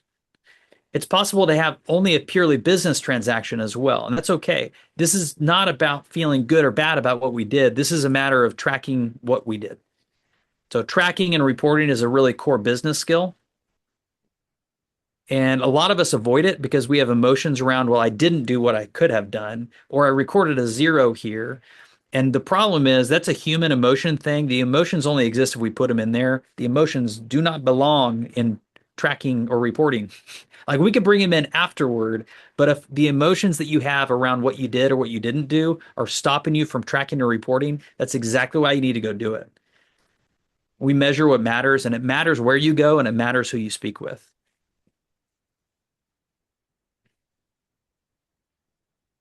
All right, I'd like to hear just a couple of you by looking at what you did and who you interacted with. What do you learn about your past 24 hours? What are your takeaways? Devin. All right, so I went to work. I'm a dual agent as well. So I went to my 9 to 5. I went to Chipotle, and I went to the dry cleaners, and I went to the gym. I come in contact with a lot of people every day. Um, what I learned is easy for me to have conversations with people as well. Like I don't have that problem. I'm always speaking, but I don't really bring up real estate at my 9 to 5. I just keep it like simple. So what I'm learning is I have conversations, but I don't have those conversations. But then again, a lot of people in this area know what I do, but I probably still should bring it up because not everybody knows. So Okay. Can I thank you so much? Great takeaways. Let me ask a little bit deeper. Of all the things you did and all the places you went, what was the place that you interacted with the most people? probably my 9 to 5. So I work for Coca-Cola as a merchandiser. So I'm in different stores. I go to Walmart, Target, Food Line. So I talk Yep. to a lot of the shoppers every day and other vendors like every day. So Yep. Okay. I came from a retail background, so I spoke with our reps on a regular basis. My niece works for Pepsi and does a really similar thing. okay, Um, Incredible opportunity to meet people. right. If you changed, if you modified and you were intentional to have conversations about people's lives or to meet people and talk about them or to find a way to talk about real estate, what kind of impact do you think that would have in your 9 to 5? Let me I ask love that. What kind of negative impact would that have on your job? a negative. Hmm. I don't really see a negative. Okay. I didn't figure you would see much of a negative. A lot of us are like, well, I can't do that. And a lot of the a lot of the assumptions that we make are ridiculous, right? So I wanted to help. I didn't think that you had that assumption. Some of us we just don't. It doesn't occur to us until we look at it that we have an option to have real estate conversations with people when we go places. What would that do for your real estate business if you used your 9 to 5 to lead generate? I think it would be big, and I would love to go to work every day too. I would look forward to going to work. Yeah, right. It's So so cool. Then you're doing two things at once. And that's what dual career really looks like. And right, when you start to leave the idea of being a part-time agent, no, I'm a full-time agent because I'm a real estate agent no matter where I go. There's right. no kind of secret agent about me. Like you got your badge out, probably not literally. Most of us don't have any kind of real estate badge, but what would it look like if you did? What if people knew everywhere you went? Thank you for sharing that, Devin. I appreciate that. Yeah, no problem. Cass, I think a lot of people realize the same as you said there. You're not going enough places. And maybe you decide that your lifestyle is that you don't want to have to go a lot of places. Then what kind of conversations are you having with people? Like this is not a one size fits all thing. Understanding your normal cadence. If I want to be a homebody, or if I'm just accustomed to doing that, or maybe I have a reason to be in a specific place. Like for my world, I want the freedom of movement. I want to be able to travel. So it's really important that I can connect with people no matter where I am. Sometimes it's connecting with people face to face, and sometimes it's a matter of some kind of digital connection where I'm not relying on what place I am. So good. Mary says that she missed a lot of connection opportunities. And hey, thank you for sharing that. This is exactly why many of us don't track where we go, who we spoke with, what we did, because I'm not saying you felt bad about that, but a lot of us would see that and we're like, well, I could have, which means I should have, which means I feel bad that I didn't. There's no judgment that belongs. once we see that there are options, now we've got the power to choose. And it's not a matter of judging whether something is good or bad. It's that I choose to do this or I choose to not do this. I told you when I was swimming laps and people were booking listing appointments, I was flat out annoyed. I was like, can we talk any other time? Please? This is me time. Now, I'm not really going to complain about it, truthfully, but in that moment, I felt like I wanted to. We just got to know naturally. So thank you so much for sharing. I appreciate that. I want to read you a story from Scott Maloof. This guy's so cool. Here, I'll just read a story. Scott Maloof came into real estate industry with club promotion experience, so he knows the ins and outs of hosting great events. Though his team hosts large, impressive events, their micro events and the program he calls 50 First Dates are a staple of their lead generation. Every week, every member of his team goes out to one coffee, one lunch, and one dinner with people from their database. They have coffee with someone they are trying to get into a relationship with, lunch with a past client, and dinner with someone they determined to be a VIP for their business. During these dates, they focus on serving their guest by being their connector. This is such a cool concept that so many of you have an opportunity to do. If the guest mentions needing someone to do their landscaping or tutor their child, Scott and his team find someone to help. By connecting them and being of service, Scott and his team show the people in their database that they are here to help. Scott says that investing in people is the best investment you can make. Also, it generally costs nothing. Remember when I said marketing is influence or money? This is a way to spend influence in a positive way, where you get an immediate return on that investment. It's the goodwill return that you have in the person that you're referring their business to somebody, and it's also the goodwill that you generate in the person that you're helping solve a problem. Last year, his team made $1.4 million from this strategy.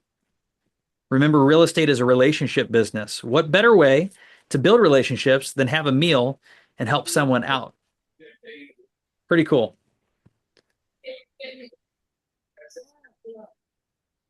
So we're going to spend a minute. We're actually going to spend about 10 with this next activity.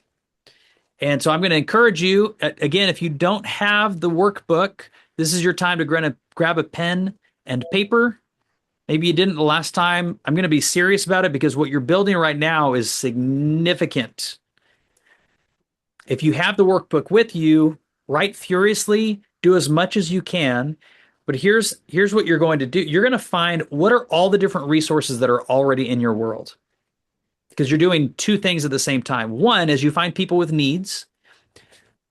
How can you connect the right people to serve those needs already? You heard a story yesterday. We've got an agent who has a client that's selling their house in Chicago that's moving to Dallas. That client that's selling in Chicago, moving to Dallas is an x-ray tech, and they need a job when they get to Dallas. That's the only way they're going to qualify for a mortgage. And so this agent said, I'm going to help and be a connector. I'm going to help serve them. So they told all the agents around them. Now we have another agent that said, oh, we've got someone in need. Let me be the connector. I like this agent and want to see them do more business. I can help because I work in a hospital as well.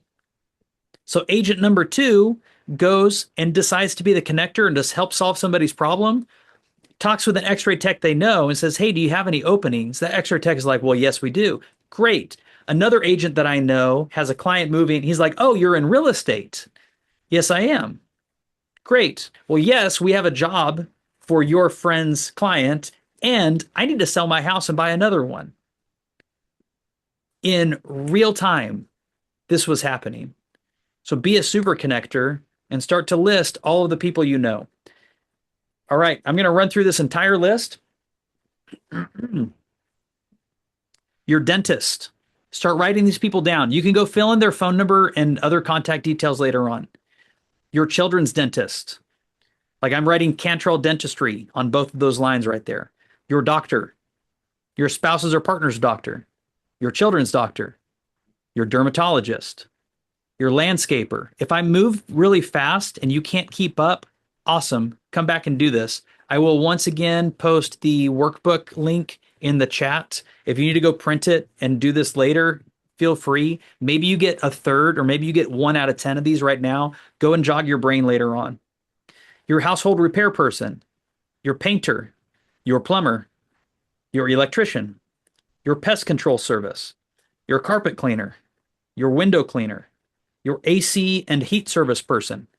I trust y'all are making a list of all of these things. By the way, you're also growing your database. Not only are you going to build goodwill from these people that you're in business with and help them expand their world, these service providers are also future clients. Like my dry cleaner as a company does not belong in my database.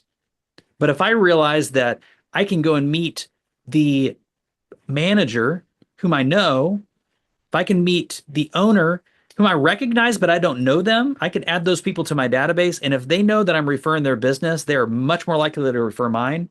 And when they have a reason to move around, they have a reason to hire me. Continuing number 16, your former teachers or coaches, your fraternity brothers, sorority sisters. Met with an agent this week, saw that as a huge opportunity. Had a networking meeting with sorority sisters and was like, oh my goodness, like I can just plug in. They want me to win already. This whole organization is a fan of helping to build each other's lives and businesses and futures. Your high school classmates. Maybe name one for now and go back and add more. Your exercise trainer, your children's teachers, your children's coaches, your children's friends' parents. Maybe you have an opportunity and people have been asking you to go sponsor a PTA lunch. You're like, I really don't have the $250 that it's going to require for me to show up and sponsor that lunch. Well, maybe it's not an expense to you. Maybe it's an investment for your business. So can you take 10% out of your next closing, set it aside and say, I'm going to reinvest 10% of my money that I made from that transaction. I'm going to reinvest it in my business. Go and show up in a big way. If you don't know your children's teachers, coaches, friends, parents, I bet if you go sponsor lunch for the school or to show up in some kind of significant way as a volunteer, you could probably find their names. You'd probably meet people. People from your children's sporting events. For the parents that are busy that have kids running around in every direction, if you're stuck at the soccer game anyway, what would it look like to actually make friendly with the other parents that are there? Actually, that's how I got my first listing. I knew I was going to be stuck at the soccer fields for picture day, and they tell you it's only going to take 20 minutes, and you know somehow it's going to take 3 hours, and it did. So I got prepared early, and I got 120 water bottles, and I attached my business card to them. I said, I'm going to be there for a while anyway. I might as well meet all the other parents. I handed the kid the water bottle. I said, the water's for you. The card's for mom or dad. By the way, I'm a local real estate agent. Do you know anybody that's looking to move? I'm looking to serve people at a really high level. And on like number 65 that I spoke with, the guy was like, oh my goodness, my wife was yelling at me on my way here today, asking why in the hell have you not hired a real estate agent yet? He's like, man, we got to sell our house and I don't know any realtors. So I feel like this is a God thing that we're talking right now. All right. It took me 65 times where people were like, thank you, and moved on with their day until one person was like, this is a God thing. Maybe it was.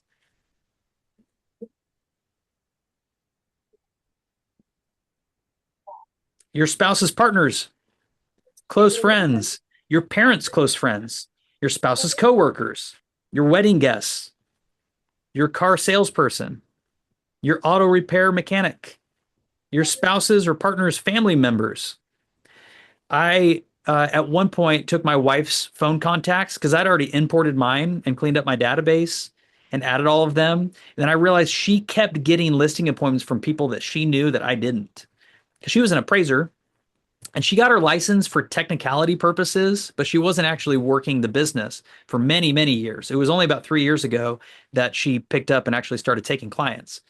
Actually, it wasn't even 3. It was 2, like 2 years. Anyhow, I digress.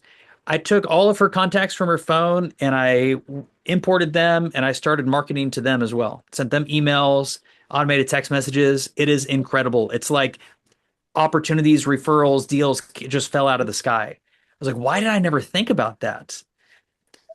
It was like 400 brand new people in my database overnight. It was not like it was 400 new people in my database overnight because I simply imported. your manicurist, your pedicurist, your esthetician, your hairstylist. I've been going to the same hairstylist, Viviana, for it's been like a year and a half. She knows exactly what I do. Now, I don't have her phone number, her email address. She can't be in my database. I'm being really transparent. I don't know that anybody operates at the highest level with all of these things. And I'm really intentional. I go back to the same stylist every single time. She knows, and it's more efficient and it's a better haircut because of that. But then also, like anybody in her world that's looking to move, I make it really known. Hey, when you have real estate needs, I'm the person. And we talk about real estate every single time. She brings it up. I don't. Your children's hairstylist, your family members' friends, a notary public, those people might become real estate agents. And if you work with KW, that could be profit share. Your extended family members, grandparents, cousins, nieces, nephews, all of your family should be in your database. Your optometrist, your massage therapist, your computer repair person, your TV or appliance service person, your life insurance agent. Do you think those people meet folks that are thinking about moving? Insurance agents do all the time. Insurance agents are some of the hardest working lead generators you will meet in any industry. They will find anybody. They will go at very long lengths. They come up with very creative ways to meet people. So you get an insurance agent in your corner, they could be a regular producer of referrals for you. Your homeowner's insurance agent, your auto insurance agent, your health insurance agent, your business attire salesperson, your tailor seamstress for alterations, your tax preparer, accountant, CPA. I've gone through many CPAs in the past. I make sure that Demery knows exactly who I am and that I'm a big fan of her business. I look for any opportunity I have to refer her additional business.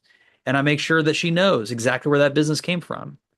I don't ask for favors. I'd like her to do a really good job for me. Also, my daughter right now is studying to be CPA.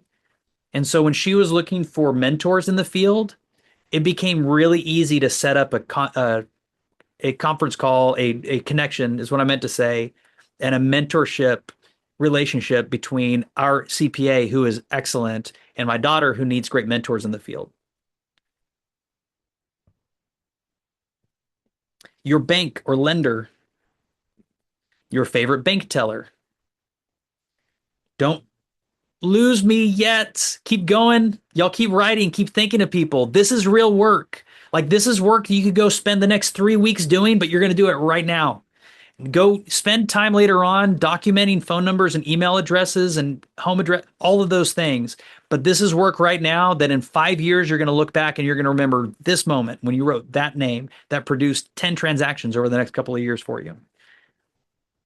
Your stockbroker, your veterinarian, your pet sitter, your pet groomer, your lawyer. Caleb, my lawyer, like he does a very specific kind of law. And it's not a law that I need personally very often, but he has really good connections in his field. The attorney references that he sends me when I need to know something that is much more detailed than what I actually know, interpret a document. When I have clients that ask for attorneys, I have one attorney I turn to. Now, I've never hired him personally. I hope that I never have to hire him personally. And I know who I call when I need a lawyer, and I know exactly who he calls when he needs a real estate agent. We've made over $300,000 with our relationship with that family alone. In listings they've sent to us, I made 120 grand from referrals. I had no idea. They inherited a huge amount of land from family. They had 6 massive parcels out in oil country. And when they over time went to go sell all of those, I got referral fees on all of it. It deepened a relationship I had with another real estate agent, and it produced a ton of referral income. And I did no work except for nurture a relationship and hand them over to a really great agent that I knew that could do the job. And now they have really cool properties here in the Dallas area. luxury homes that nobody else has, and they're constantly in touch. Hey, we're thinking about buying this. Hey, we're thinking about selling this. Also, I send them attorney referrals on a regular basis. You know, lawyers make referral money like we make referral money. So if you have a lawyer friend, say, hey, who do you know? They're like, oh, I got you. Because if that attorney captures 300 grand, they might share a certain percentage or a certain finder's fee to that lawyer that referred them, just like real estate agents do. Your former coworkers. That's a great source of business, by the way. That is a really great source of business. You already have a business relationship in some way. It may be a totally unrelated business, but you can have a long list of coworkers. Your dietitian, your local printer. You might end up knowing them really well. I get my signs printed by Signs by Tomorrow. And when I call the store, Richie Mott picks up and he's like, hey, Seth, they do a lot of business. Now, I don't know if he's just really good with names or if he's got his database set up in such a way that he knows exactly who it is, but he remembers who I am. He remembers what kind of, and I keep coming back to him. Now, I've never done real estate with him, and he charges me way too much for signs, I feel, but I don't care because he gets them done on time. And when I got to pull a favor, I say, hey, this is an odd request, but I need to pick this sign up in 3 hours. I got you.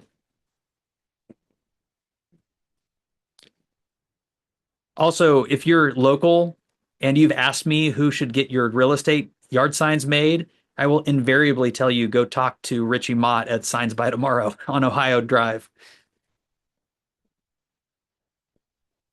Your next door neighbors, your neighbors across the street, your wedding officiant, your wedding photographer, your wedding coordinator, your tree trimmer.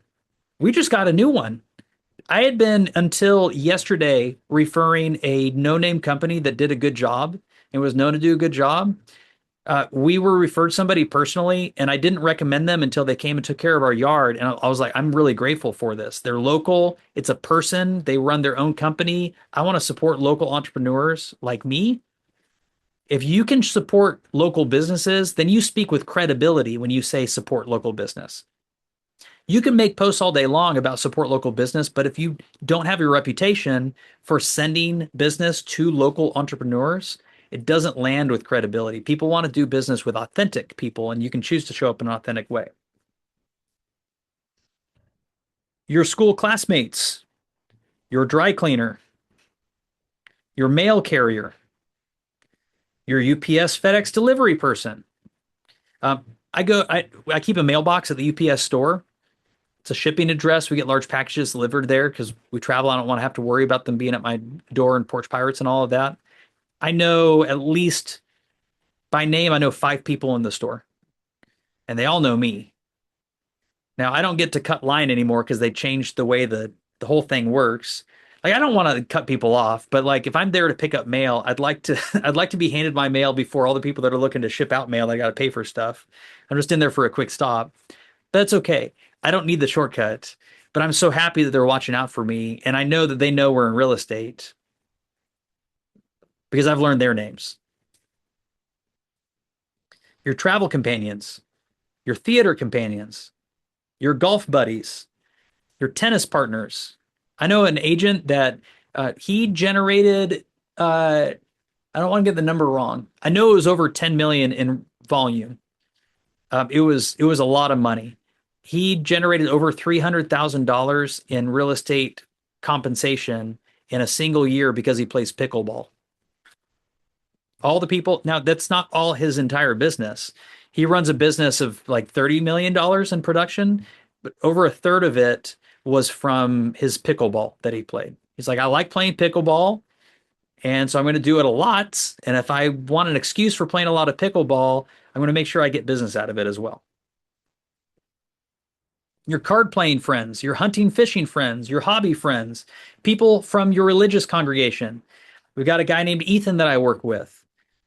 When he decided when he went to church that he would talk to people about their life and real estate both, like overnight, there was so much trust built there. They knew his character, the way he showed up, and they wanted to support other people in their church. And he took listings left and right, buyers left and right. In fact, as soon as we're done with this class, I'll be reviewing 2 contracts that he's writing. The guy's been in business for like 4 months, and he has regular business now already because he simply made it made a practice of when he goes to church, he talks to people about real estate. And he truly cares about them. Like he's going to go to church anyway. So like this is what merging your life and business looks like. Your fantasy sports league members. Half of the people in my fantasy football league I've done real estate transactions with. We've been playing fantasy football for much longer than I've been in real estate. Like 17 years, I think, will be this year. Your favorite restaurant owner, favorite server, contacts in government or politics. You don't have to be political to know people in political positions. When you know people in positions of power, they know other people. And having that kind of goodwill and support from super connectors like that is really beneficial. Your college classmates, your minister or clergy, contacts from the country club, contacts from the fitness center. If you go to the gym anyway, are you making friends there? And no, it doesn't mean you have to go and stare people and make eye contact when you're lifting weights, but like, are you finding opportunities to be in conversation with people? Contacts from your local HOA. I do not recommend being on an HOA board. It is one of the most torturous things you'll ever decide to do should you choose to do it. And yet you can serve your HOA at a high level without serving in any kind of official capacity. I speak from experience. Your police or fire chief, contracts from trade shows, contacts from charity functions, contacts from Rotary, Kiwanis, Lions clubs, contacts from local Chamber of Commerce meetings. I'm seeing a lot of hand stopping moving. You are not done doing work. Like that is what this session is about. This session is not about class time, folks. This is about breakthrough moments. This might be the breakthrough moment for you. So I implore you, continue doing the work. This is you building your database right now. There is somebody on this list that is going to be responsible for a crazy amount of business. And it's because you wrote their name down on a piece of paper tonight or on an iPad or made a note on your phone. Contacts from local Chamber of Commerce meetings. Your housekeeper. Lupe has served us really well for a very long time. She has not yet sent me a real estate referral. She's been cleaning properties of ours for 13 years. She still hasn't sent us a referral. We'll keep working on it. Maybe I've not been intentional enough. Your water delivery service person, your previous neighbors, your military cohorts. I'm still not done talking, and I know you're not done writing. Military network and KW is powerful. It is strong. You may have been a military spouse. There are people like you all across this country that you share a culture with, that you share experiences with, and they'd like to work with somebody like you that understands them. Also, military people move around a lot. And so that's great relocation service. That's an awesome referral partnership with other agents as well. Your retired coworkers, the most enthusiastic person you know. Imagine them being your mouthpiece. They want you to win, and they're so enthusiastic. It's the most enthusiastic person you know. Like, think of Mary Mulligan and her bright glasses. Imagine having her telling everybody that you're the real estate agent that they should work with. I'm the most enthusiastic person I know. I know. I can tell. And that's so exciting. Do you have somebody else that is so excited because of the bright sunshine that you've brought into their life? And will they tell other people about it? That's the $1,000,000 question. Yeah. And if you don't, you're going to be looking for him now. The most influential person you know, the wealthiest person you know, an architect that you know, a baker you know, an entertainer you know, someone in human resources. They know a lot of people moving back and forth. They know a lot of people that now can qualify for a mortgage that didn't used to qualify for a mortgage, but they got a great job now. They know a lot of people that lost a job and now need to sell their house. And they're compassionate and they want to connect a great agent. People on your holiday card list. You could literally take your entire holiday card list, copy and paste into your database. You already have the info. People whose holiday card list you are on. Do you keep the Christmas cards from last year? Can you go and write down their names? They care enough about you. Do you care enough about them to keep track of them? I'm not saying you got to send them holiday cards. If it's up to me, there are no holiday cards going out. It's not that I don't like them or I don't care. It's that I'm doing other things and it's never a practice that I've built. But I am so touched when somebody sends me one. Your social network connections, someone you met on a plane. By the way, your social network connections, again, week 5, you're going to learn all about social media and how you can use it for real estate. But make a practice now of turning those followers and friends into database contacts. If you're in one-to-one conversation and in DMs with them, can you find a reason that you would send them an email or a text message? Someone you know who seems to know everyone. Call that a super connector. Someone you know who's highly involved in the community. Someone who sells Pampered Chef, Mary Kay, or something similar. Used to be Tupperware. People you see in your office building, your current or former landlords. Person you would call to fix a roof leak. Roofers are awesome. I have had so many referrals from roofers I know because they literally go door to door like we wish we had the courage to and ask people if they need help with their house. If that doesn't sound like a real estate agent, I don't know what is. Now, some people are like, actually, yeah, I'm about to sell my house. I should probably fix up my roof. Great. Who's the agent that you're working with? You could train these people to refer you, by the way. We teach people how to treat us.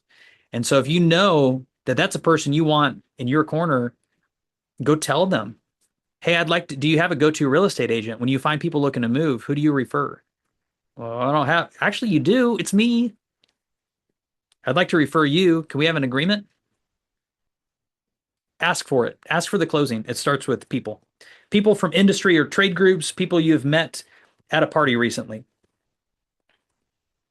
All right, I wanted to stop talking through that list a very long time ago, but it's important enough that you do the work.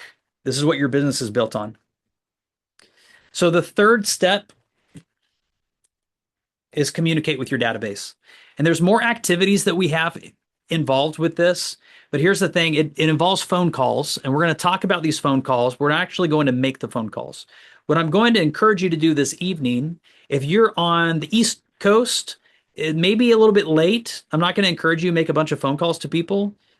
If you are Central Mountain or Western time, it might be early enough still that you can still call people. Like 8 p.m., I generally don't open up and call people at 8 p.m. Now, if you've never called anybody in your database and you're so courageous and you want to do it tonight, go call your best friend, go call a loved one, go rekindle a relationship that you've been waiting. And you're barely hanging on with me in Zoom right now because you know that that is the most important phone call you can make. Go make it tonight if you want to make it tonight. And the important thing is you start to build a cadence for doing this because like all of this these are the things that we put into action. We build habits around. You can, however, find people on social media and start sending messages, ask questions. We're going to give you some of those conversation frameworks in a minute. In Breakthrough 120, the resources you'll find on Connect, some of them you'll find in the participant guide. It's got really great conversation frameworks. You can go and have those conversations, spark them.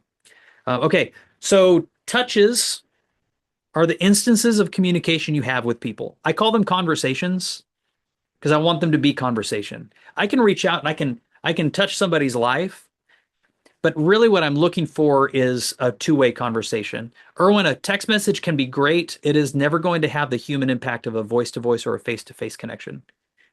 And if it's all I've got, or if I want to have a whole bunch of text messages so that I can later have a whole bunch of phone calls, or if I made a bunch of phone calls and I want to follow up with a text message, then that's great. The pinnacle of it is face-to-face, then voice-to-voice is great. Everything else can be done as well. Yeah, there's a lot of things that are done on WhatsApp. Text messages, WhatsApp, community groups like that, that's more marketing than it is prospecting. But if you're using social media DMs and you're asking questions, you might be able to open up conversations. But conversation is a two-way. Is the thing that I sent nurturing a relationship? If it's simply reminding them who I am and that I'm in real estate or that I exist, that's marketing. But if it's an opportunity to connect and engage and deepen a relationship, that's a touch. That's a nurture. That's a conversation. Keep this in mind. If something is useful or needed, it is relevant. And if it is relevant, it is valuable. So look for needs that people have. Look for ways in which you can enrich their life in any way. You will create value. Your value that you create in people's world isn't only in real estate, is in anything that they might need. You are probably, when Mary, you said it, you're the most enthusiastic person that you know. That means that for a whole lot of people, you're the most enthusiastic person that they know. People remember you for who you are to them. You might be the most resourceful person that they know. You might be the most well-connected person that they know. You might be the most educated or smartest or accomplished or fill in the blank person that they know. Have them remember that and go serve them in a unique way. This is important, and I want to read something verbatim. You're going to attend a lot of classes, and this is no hate on anybody that teaches these. A lot of people skim over this, and they kind of tongue-in-cheek tell you to respect TCPA. I want you to hear this with some seriousness behind it, because the consequences are very dire for not paying attention to the Do Not Call Registry and Telephone Consumer Protection Act. Your business will end, and you're going to have to find a totally new career, and you might go bankrupt if you do not respect this law. Okay? Like the fines and fees are tremendous. They're designed to put any business out of business. They're designed to be painful enough that anybody and everybody would avoid them. And that doesn't mean only real estate agents, that means any business. So in order for it to be painful enough that Nike would respect this law, that means that it's way more painful than I ever want to think about encountering as well. So I know of a real estate business in California that was fined $20 million because of their behaviors and the conversations that they had or the phone calls and text messages they had sent out. $20 million. That obviously put that brokerage under, but it also ruined the lives of the people that owned it because they were personally liable for what they had created. So I'll read this verbatim. Every day in class, we will make calls to people we know and are connected to. Before you make any calls or texts, please remember to honor the Telephone Consumer Protection Act, TCPA, and the do not call lists, including those of your market center and state. If you have any questions or concerns about this, please consult your market center or attorney to ensure compliance. Also, check any market center and state do not call lists. Refer to the guidelines in your participant guide for more details. These guidelines are for your protection as well as for the protection of your clients. Okay, with that said, I do not operate with any fear whatsoever of the TCPA because the way that I operate, it is not governed. I mean, it's governed by the TCPA, but the TCPA and the Do Not Call Registry are irrelevant to the way that I operate because I find ways to operate a business where I earn the right to have people in my database. It's a permission base, it's an opt-in database where then anybody I call within it, they've already given me permission, so I don't have to fear. I've got 43,000 people in my database. Every one of those is permissible for me to call. I've made sure of it. Now, there may be a point in my life where I need more than 43,000 people to call, but I can't even fathom being on the phone with 43,000 people. Okay? Whoever it is that you want to communicate with, find a way to be of value such that they'd want to be in communication with you. There are a lot of cheat codes. They're cheats, and they will get you in big trouble that you'll find in YouTube University. The gurus that you see on Instagram and TikTok, they've got all these different ways. Go call first of buy owners and expireds, and here's the 5 things you didn't think about that can get you a listing today. All of that. Y'all, it's bad advice. In fact, if the advice was so good, they'd probably be using it instead of recording a video telling you to go do it. So do what's tried and true. And do what's legal as well. That's the way you build a scalable business. Here's a great conversation framework, Ford. So if you're calling people that you know that you're in a relationship with, or if you want to be in a relationship with them, this is a really cool way to do it. Family, occupation, recreation, or dreams.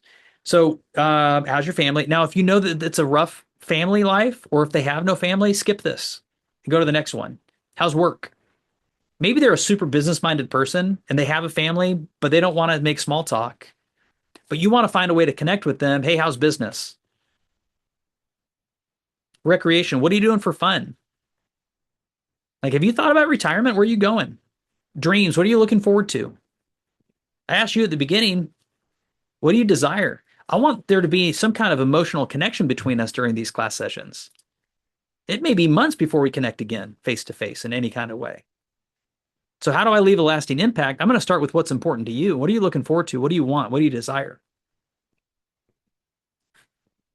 These are great, by the way. You don't have to have all of these four. It doesn't have to be in this order, but go write your own questions, the things that you, and then go practice these. You can practice these with anybody. You can meet the person stocking the meat counter at the local supermarket and have a forward conversation with them. Man, so neat and tidy. That's so fun. I mean, you spend a lot of time like working in coolers. What do you do for fun? Oh, well, I play pickleball. Oh, great. How cool. I play pickleball too. Like, find a way to spark conversation with anybody. Also, this is what will deepen the relationship with the people that you already know. Open-ended questions work way better than closed questions. Closed questions are really effective if you already know the answer or if you're okay with any way that it's answered. So often we'll ask a yes or a no question, and then we'll get the one that we don't want. And the conversation kind of comes to a screeching halt. So like if I ask my kids a yes or a no question, they know that I already know the answer. Or it's that I'm okay with either way that they answer. I'm curious. But if you're looking like trapping people into a yes or no question is not a great way. Asking broader questions. And by the way, these sound like what or how. They begin with what or how. They might begin with who, but most of them begin with what or how. Practice your what or how questions. You could say why, but you should know that why questions cause people to dig their heels in. Whatever the reason is that they are saying why, they're really standing in defense and opposed to something else. You're causing them to be defensive over something. It's a really effective thing. Why questions are very powerful and they're emotionally charged. What or how are expansive. They're inventive. We're not going to go through this, but I encourage you, go practice with Gemini, go practice with ChatGPT, or find a conversation practice partner. Right now, if you want a conversation practice partner from this room, go ahead and drop it in the chat. This is a great time to play matchmaker with somebody else, somebody that can help you sharpen your skills. Now, if you go to, I'm going to drop my link tree in this. If you go to coach.texasholden.com, you'll find a Gemini gem that I built called the Rookie Real Estate Assistant. You can go have conversations with it. You'll never get that sweaty feeling with an AI like you would talking to somebody on the phone, face to face, in person, in Zoom, something like that. So I recommend practicing with a real person so you can feel what it's going to feel like when you talk with somebody. Test yourself in that way. And then track what you do. It's so important to track. So if you're going to be having 10 conversations 5 days a week for 120 days in order to get 9 clients, you're going to have to track your 10 conversations at least 5 days a week. And you're going to have to track it over 120 days for a long time if you ever want to produce 9 clients with any kind of predictability. You can get 9 clients by accident, but if you want to know how you generated 9 clients, then go track every single time you knock down 1 out of the 10, each of the 5 days a week that you do it, and commit long term, make a habit out of it. The only way you get to 120 days is by stringing together a series of 2 days that becomes 3 days, that becomes 4 days, and gets further and further and further. There's all kinds of really cool AI prompts. These are in the participant guide. I'm going to drop that participant guide once more in the chat box in case you missed it before. You can also find this by logging into Command and clicking Connect. I will say there's some really cool stuff. Tune in tomorrow, and this is the tech session. It's going to go more into Command.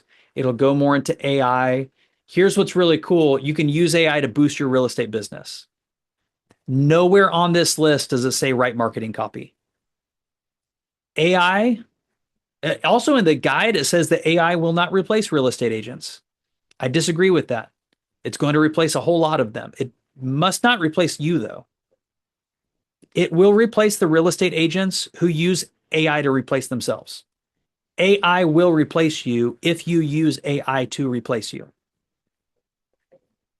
So if you choose to use HeyGen, which is it can take your photos and video and it can make photos and video with your voice and everything, like artificial intelligence, but it's you. It's like your own deep fake. If you go and produce those, great. You're training an AI model to literally replace you, at least in a marketing aspect. If you want to build trust with people, go show up with you as the real human being. But AI as a thought partner is so powerful, it will shortcut so much of what you're doing. There are things that would have taken me the next 3 years to do that I can do in like a week. Things that would have taken me another 2 or 3 weeks that I can sit down for a couple of hours and I can framework some stuff and shortcut. I can say, okay, hey, I'm thinking about doing this, this, and this. What am I not thinking of? And it can expand my mind to all these different options. I can dictate and say, okay, here's all my ideas, and I want to write a blog article on it. And like, I'm no good at organizing my thoughts into a logical framework that other people want to read, but I can speak for 10 minutes about all these crazy ideas that I have. And then instead of AI writing that blog for me, I can say, hey, give me a bullet pointed list, organize my thoughts. You're my writing partner. You're my executive assistant. Help me organize my thoughts in a logical way that I can go and write. And then it will produce a whole bulleted list. And then all you got to do is go write one sentence on that bullet, one sentence on that bullet, one sentence on that bullet. You can write individual sentences. It's your ideas after all. And you could produce really beautiful blog articles. There's a lot of evidence that marketing elements that are produced by AI, they work at first, but then it's about a 10-month mark as they live online in your social media channels and on your blog articles. At about 10 months, Google and all the other search engines realize that it was produced by AI. And I think that time is going to shrink. But at 10 months, it stops showing up in search results. So before you say, I know an agent that has produced a ton of blog articles or is producing all their social media content with AI, or I see agents doing listings with the description written by AI, that is a shortcut that's really dangerous. You are unquestionably harming the future of your real estate business. It might feel like a shortcut right now, and it is, but the future of your real estate business will be smaller because you chose to take a shortcut it should not be available to you. Like people want to know, they want to hear your words. And also, you know when somebody's written something with AI, and also other people know when you have. So these are really great things. Role play objections, time block productivity, client education, all these different things. Like you can have it go do a whole research. You don't have to know all these things, but then you can compile. You still get all the credit. AI can do all this research for you, and then you can provide it to the world. AI will only replace you if you use it to replace you. Please be compliant. By the way, TCPA prohibits AI voice calls unless you have received prior express written consent. You know how difficult it is to get a whole bunch of people to say, yes, here's written consent. You can send AI voice calls to me. I don't even know what that business model looks like. We could probably invent it, but it's pointless. Like go call people or build a business for the future. And when they sign into your database, maybe that's a way in which when you first capture their information, they're giving you permission for those things. There's great conversation, dialogue frameworks to reach out to people in your network to expand your world. Let them all know that you're in real estate. Here's some truths. Maintaining your database is an income generating activity, not an administrative burden. It is one of those slow down to speed up kind of things. Get a clean database so you can operate really efficiently. Have a place that you'll be really happy you dumped all of your knowledge of your relationships in. Incomplete or inaccurate data leads to lower conversion rates. No question. You can have a great conversation today where somebody told you their spouse's name, and then the next time you talk to them, you forgot, or you forgot that something. Like if they feel like you cared, and the next time you talk to them, it becomes really clear that you didn't care. It could be clear to them, even if it's not clear to you. Like you might have really cared, but maybe you didn't record the data right. Most people don't manage 300, 600 relationships. You got to operate as a business in a way to remember the human things that you know. Transferring a messy database from one system to another creates a bigger mess. So as you export from your iCloud contacts and you go to import to command, clean it up before you import it into command. If you take your Google contacts, you take your Outlook contact records, before you import them into your CRM, go through and clean it up some. Failing to keep in touch with your database from one system to another creates a bigger, I don't think that's written right. Failing to keep in touch, you will lose people in your database. They will find their way out of your business. Meaningful touches create meaningful relationship. So if you call and it's always about you, hey, I'm in a competition. Can you help me? I'm looking to generate 10 referrals by the end of the week. Who do you know that's looking at? That's an effective conversation. It will get you referrals. There's no question about that. And that's not building a relationship long term. Now, if it's your best friend, if it's people really close to you and you have a really great relationship anyway, you can extract some of that relationship credit you have by calling them and saying, hey, I need your help. Because that's a person that's going to help you no matter what.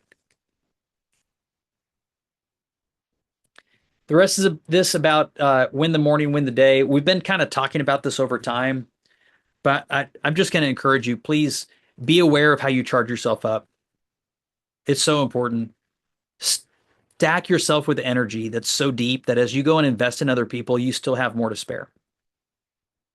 Be the inspiring person that you want somebody else to see. The person you've looked to that has inspired you, tomorrow you can choose to be that person for yourself. It's all going to be a string of successes, though. Find the one thing. There's a great book called Atomic Habits by James Clear. It talks about keystone habits. And this is finding one thing that you can do regularly and building a whole routine around that one thing. Maybe you can't figure out everything yet, but what's the one thing you can figure out? I'll tell you, for me, and I still feel, I still remember feeling this way. I thought the idea of yoga was so silly. It was for other people, like holding your body in weird poses, and like that's strange and it's embarrassing. And like, why would anybody tell anybody that they did? That's not for guys. That's not for me, for sure. And yet, as I got older, I was like, I want some mobility that I used to have. I need to reclaim that. And I got over myself, and I kept having people telling me, okay, so if you want to regain that mobility, this is probably something you should consider. And so I'm like, okay, let me do it for a week. And I realized that it became like the most pivotal habit I've ever developed. It became a keystone habit. There are so many things that I've stacked around that. It has created better nutrition habits. It's created, like, I just wanted to go and lift weights. That's it. But let me tell you, when I've got better stretching and mobility, I'm able to lift weights more often because I don't injure myself. My joints are healthier. I've got so much more energy. If I exhaust you because of the level of energy I have probably accomplished my mission, because I want you to go rest really well tonight. I want you to get up in the morning, charge yourself up, and go win the day. What are you doing in your first 2 or 3 hours to charge yourself up such that you can spend the next 2 or 3 hours investing in other people? If you can spend 6 hours intentionally, half of it you're stoking yourself and half of it you're pouring into other people, you will build whatever size business. You will have whatever kind of impact you want to have in this world. And it starts with putting your own mask on first. Make sure that you're taken care of, because burnout's a real thing. And we're closing with this whole idea. Lead generation is so critically important. It's the 5th thing on this list, but there's some kind of greater purpose that we all have, and we may be from different faith backgrounds, but there's some greater purpose. Whatever that is for you, connect with that daily. What is the greater version of you? What connects you with other people? Find ways to meditate, be in silence, and pray. Connect with your creator. Your physical energy, eat well and exercise every single day. Find a way to break a sweat every single day. I don't know what that looks like for you. Maybe that's like you'd like to get to 10,000 steps. And if I can make it to 4,000 steps today, I'm going to win. And I normally take the elevator, but today I'm going to take the stairs. Maybe it's that small thing. Exercise every single day. You'll find that you can stack it. Emotional energy. There are people in your life that you love on them. Remind yourself daily why you do this. I am so fortunate to hug on my girls every single morning. I've got 4 daughters. 2 of them are already out of the house.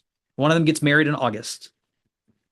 The other one I hardly ever see because she's a she's like kind of a sophomore, kind of a junior in college, and she's already taking jobs with corporations that are recruiting her and all this stuff. And she's so busy, I rarely ever see her. And I've got a 12-year-old. She becomes a teenager in August, and I've got a 10-year-old, and like they're so precious to me. I am so fortunate to spend time with them. I'm so grateful that I get to be in business with my wife. I get to see her every day. We'd have conversations about building a big world together. Y'all do not take for granted the people that are close to you. You did this, you chose this journey of what kind of life you could build. And it's not just for you, it's what you can create for somebody else. Even if it's a selfish endeavor for you, imagine how much inspiration you're going to give to somebody else because of what you're creating. Mental energy, plan ahead, and calendar. I do believe that scheduling and calendaring are separate skills. You must develop them both. Scheduling is a matter of prioritizing, identifying what is most critical that you do each and every day and each and every week, understanding what you do first and then what you do next and then what you do next. We got to do that first and then we put it on our calendar. Time use of our calendar is also really critically important because I can prioritize all day long, but if I don't put it on my calendar, it's not going to exist. I'll find myself working by somebody else's calendar instead. Like they got a plan. If I don't exercise my plan, I'm going to become part of somebody else's plan instead. Also, time use without scheduling and planning ahead, like I'd never know if I'm doing the most effective things. I might know exactly what I'm doing, but is it with any kind of impact and intention? And then business energy. We do all of that, by the way. The purpose of business is to build a bigger and better life. Like the whole reason that we do these things is we can generate wealth. That wealth is a wealth of options. That might mean money to you, that might mean net worth, but the whole reason that we do it is so we can have additional choices that we didn't previously have, or we can provide choices to other people that they didn't previously have. So for all of this, fill yourself with energy and then go invest in other people.